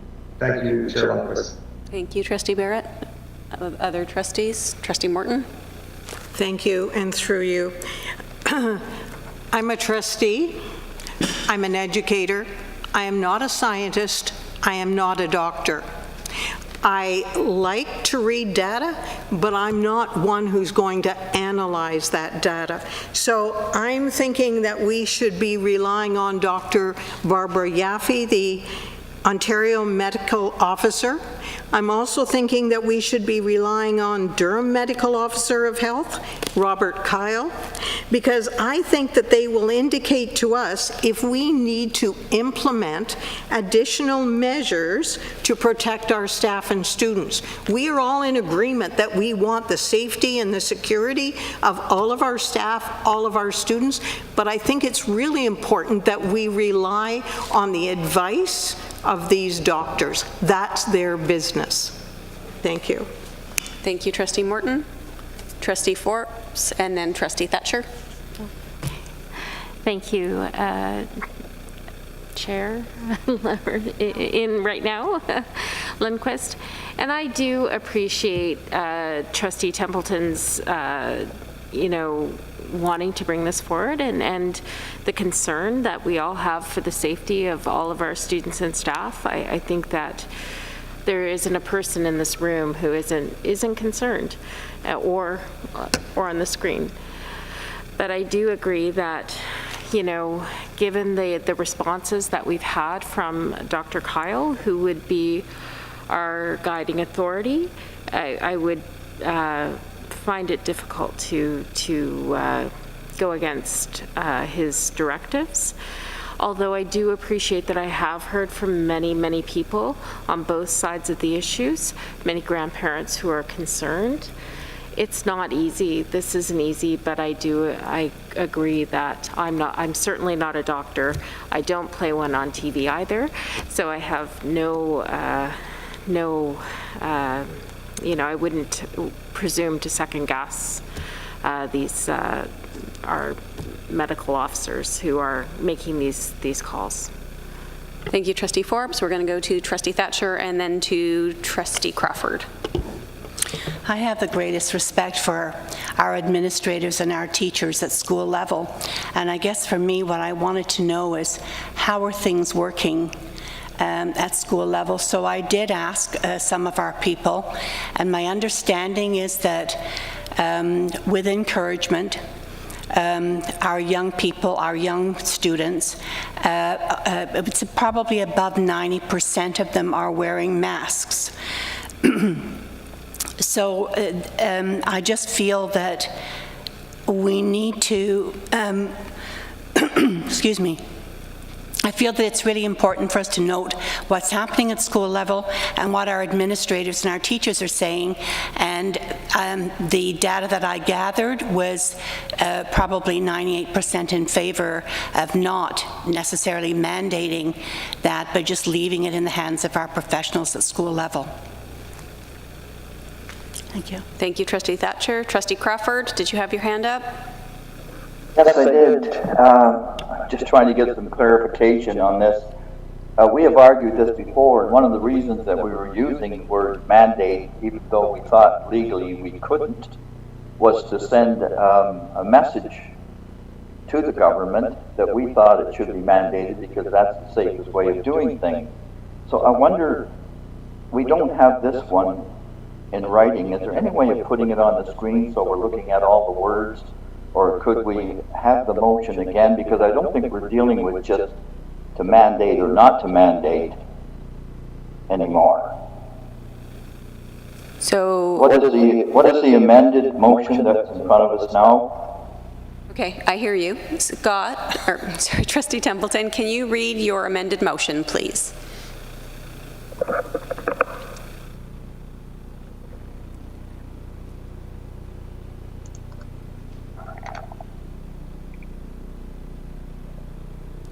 Hear you, Scott. I think you're on mute still.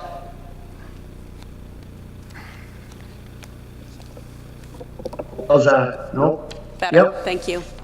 That the board's resolution of August 12, 2020 be amended by deleting paragraph 4, which provides the Durham District School Board create a program that encourages mask use for all students subject to the duty to accommodate, and that the following be substituted: that the board mandate all students in grade 1 to 3 to wear masks subject to the duty to accommodate, and create a program that encourages mask use for all students subject to the duty to accommodate.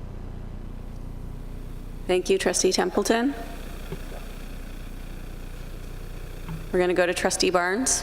I think we had said we couldn't touch the first motion, right? So you need to basically have the motion that's on page 165. So we went to Councillor Cotter for advice, and he advised that that Trustee Templeton was in line in terms of amending his motion, and so the motion on the table is the amended motion as read.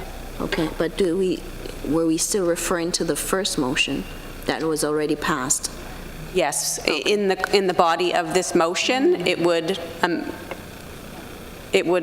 don't know what the word is, it would supersede essentially the previous. Is that what we decided on? I thought we had said we were going to leave the motion, that motion that we had in August, and this was just going to stand on its own with the amendment with it as just mandatory. That was not my understanding, but we'll go to Council for some direction? The issue, through you, Chair Lundquist, the issue, Trustee Barnes, is that the two really can't stand together. So, in my opinion, it's proper that this motion expressly delete the language around strongly encouraging, so that it's replaced with the mandatory language. Trustee. If I may, Madam Chair, I just want to say something and then I'm going to book off. That's an improper motion, and as to the one that I put in that you're dealing with next, it was more for the purpose of trying to convey to the government that they could be making a mistake and they needed to look at a third option of maybe not having Trustee children Crawford, we're not on your school. motion right now. So that's all I'm going to, okay, that's all I'm going to say, and I'm going to sign off. Thank you, Trustee Crawford. Okay, we'll go to Trustee Edwards.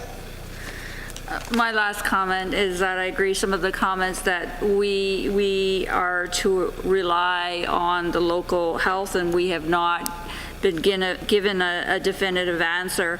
I have received emails on the pro and the con of this particular mandatory masking, both from teachers and from parents and grandparents and so forth.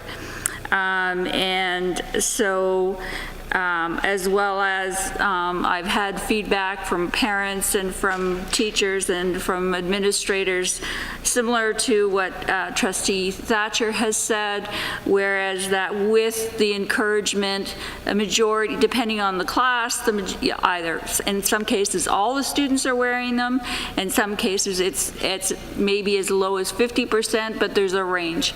And I just could not support changing it. I think we could strongly encourage and continue that and see how things go.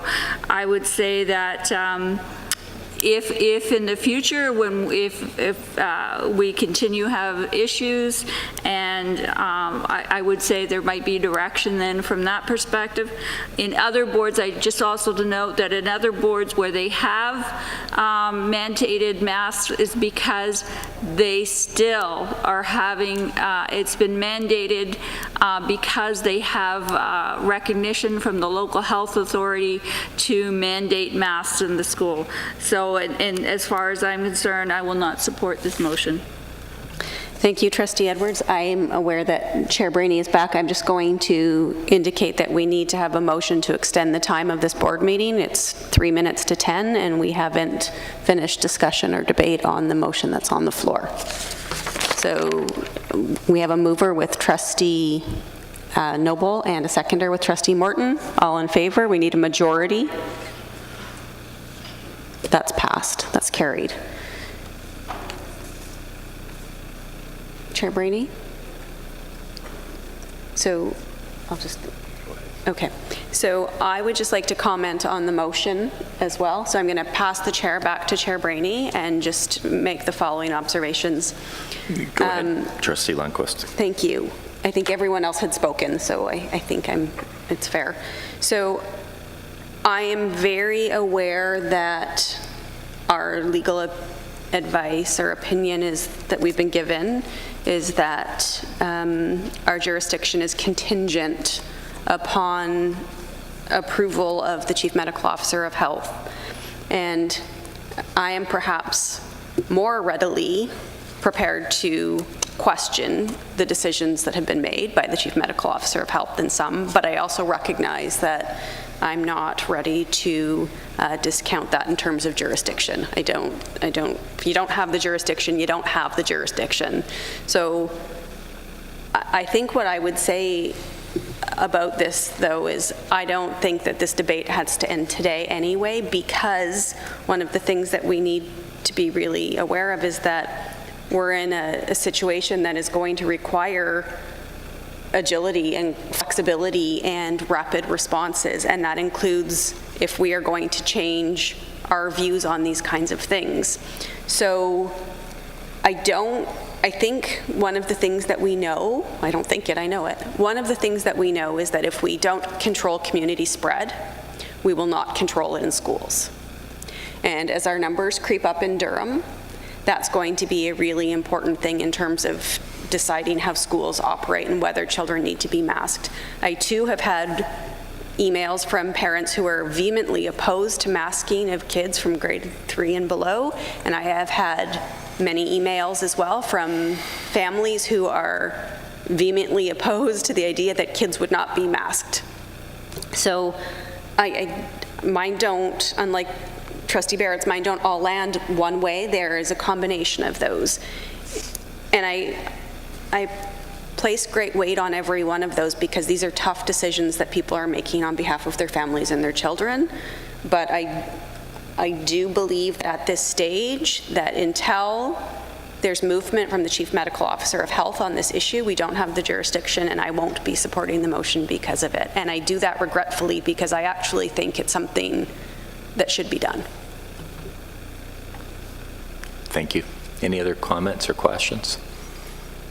So then go to a vote on this issue. So all in favor? So 1, 2, and opposed? That carries, so it's opposed.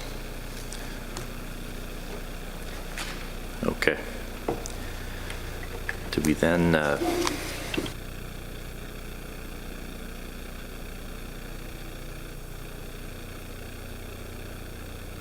I'm not sure, is Trustee Crawford still on there? He signed off, okay. In that case, I don't think we can entertain that. It hasn't moved. Okay. So we're going to go on to information items. Crossing guards. Go ahead, Trustee Edwards. Thank you, Chair Rainey. Basically, at first I want to give a little bit of background, as I think it's important to address the misconceptions in the community about who is responsible to hire or allocate crossing guards. As it has become evident of an issue that has arisen the week past around crossing guards in the town of Ajax. A crossing guard is a traffic safety measure that is put in place to keep pedestrians safe while crossing the street on a busy intersection. The function of crossing guards is considered, school crossing guards is considered under the general topic of traffic and road safety, and traffic and road safety is governed by the Ontario Highway Traffic Act. That responsibility then it falls under the municipal government. And so, and it specifically states in the Act that school crossing guards are either employed by municipal government or crossing guard services are provided by a company under contract by the municipality. Therefore, it's each individual municipality in Durham that is responsible for the hiring and placement of school crossing guards. School board trustees have no authority over governance or municipal matters other than as a voice as an individual taxpayer and a resident of the municipality in which we reside. However, school board trustees, of course, have a strong interest in the safety of our students traveling to and from our schools. So what has occurred in the town of Ajax? Friday, September 11th, staff had notified Trustees Barnes, Chair Brainy, and myself of an item that was to be discussed at the Town of Ajax General Governance Committee on September 14th, so Friday, the Monday, at 1 o'clock. There was a recommendation for town staff to eliminate all crossing guards at lunchtime except for 3 locations. There was no, I was informed that there was no consultation with DSTS or board staff, and there are no discussions on the matter before the agenda item was placed. So basically, we received the item late Friday, which is to be discussed. And again, trustees don't have a representation on any committees. I posted on my personal Facebook page a copy and paste from the staff recommendation to the General Governance about the General Governance Committee recommending to the town of Ajax to remove lunch hour crossing guards, except for the 3, and that if the constituents had issues, they had to contact their local councillor. because we do not have governance over this issue. There was a lot of engagement on social media regarding that post. I also talked to my local counselor on this matter to express some of the current concerns around the report. There had been no consultation with the school board or DSTS. The data used in the report was old and did not reflect the current reality. The fact that students are encouraged to go home at lunch. Secondary students would be traveling home to attend during lunch to attend their virtual online learning. We have closed basically parking lots 15 minutes prior to bells to allow students to disembark in a safe and maintaining social distancing. And basically, again, that the attended intersections where we have crossing guards is one of the factors that school bus locations are determined school bus locations. So I requested that the council members send the recommendation back to staff and work with the school boards collectively, because it's both school boards, to collect either recent data and reconsider after they have done so. The result was that the General Governance Committee did recommend that it referred back to staff, but the report's coming back in November. In my opinion, this is my opinion, that is not enough for sufficient data. But it is the strong mutual interest in the student safety in the case of the municipalities and the constituents that municipalities and school boards in Durham should collaboratively work together to ensure our student safety. So for this reason, I am requesting that the Board of Trustees write a letter to the town of Ajax that acknowledges the town has the responsibility of the school board crossings under the Highway Traffic Act, but school boards have a significant interest in the placement and retention of crossing guards as it relates to student safety, and that school boards would like to be included and continue to consult as it relates to school crossing guards to ensure the safety of students while walking to and from schools. And that this town councillor thank the town councillors that did refer it back to staff at this point in time, and look forward to working on this matter in the future. And as the report was going back to the General Governance Committee in November, I think this was an important letter to be written fairly soon by the board.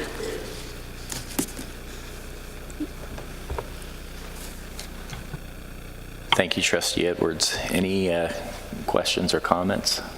Go ahead, Trustee Burns. Thank you. I just wanted to thank Trustee Edwards for taking the lead on that. That was an important one that would have gone under the radar, and I support her putting forward the suggestion to do a letter from the trustees in regards to being consulted on something of that magnitude. Thank you.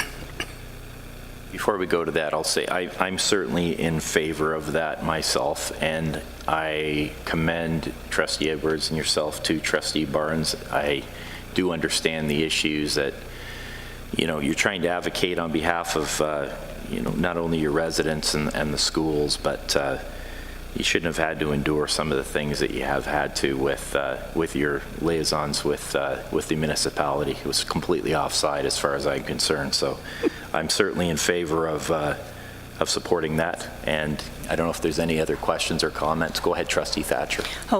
Yes, and I totally agree, Chair Brainey, as well. Just a little comment and something I'm curious about. I know that our Kiss and Ride program is not up and running at the moment, and I'm just wondering and kind of thinking that might have some impact on the need for crossing guards in particular. I am quite familiar with many of the Ajax locations that there would be crossing guards, and I can't imagine not having them there. Thank you for all that you've done on this subject, Trustee Edwards. Go ahead, Trustee Lundquist. Trustee Edwards, I also appreciate the work that you've put in on this, and what was directed at you was not reasonable or fair. But what I would like to say is, although I think that letter needs to take precedent, I actually think that perhaps we should be writing a letter to all of the municipalities advising that if they're going to make those kinds of changes, can they please consult with us first, so that I understand that didn't happen in Ajax, but I think it's probably a good idea to preemptively send that letter across all of the various jurisdictions. So that being said, could, I know you've moved that, Trustee Barnes, you seconded it. All in favor of that action? Good, that carries. So we'll get that out ASAP. So Trustee Barrett, we have deferred that item for him to the next meeting. Regarding committee reports, could we have a report from yourself, Trustee Barnes, on equity, diversity, ad hocs during committee?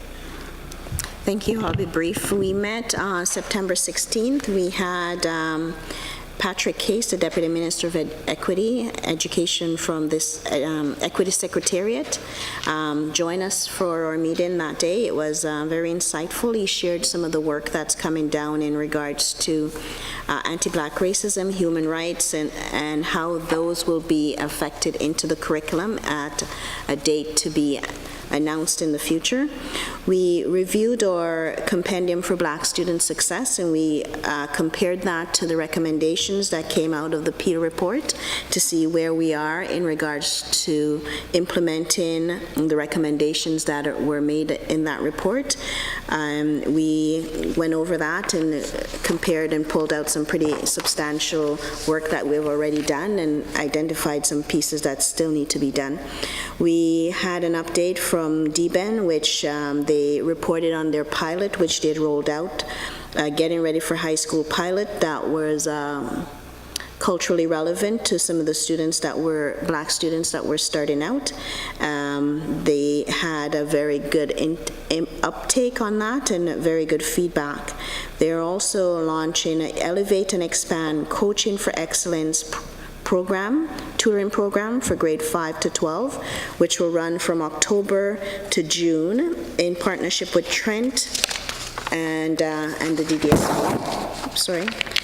And we also talked about the terms of reference. We're going to revisit those for the Equity Committee, and we are posting for our student representative, closed September 4th, and interviews are scheduled for September 28th. That's my update.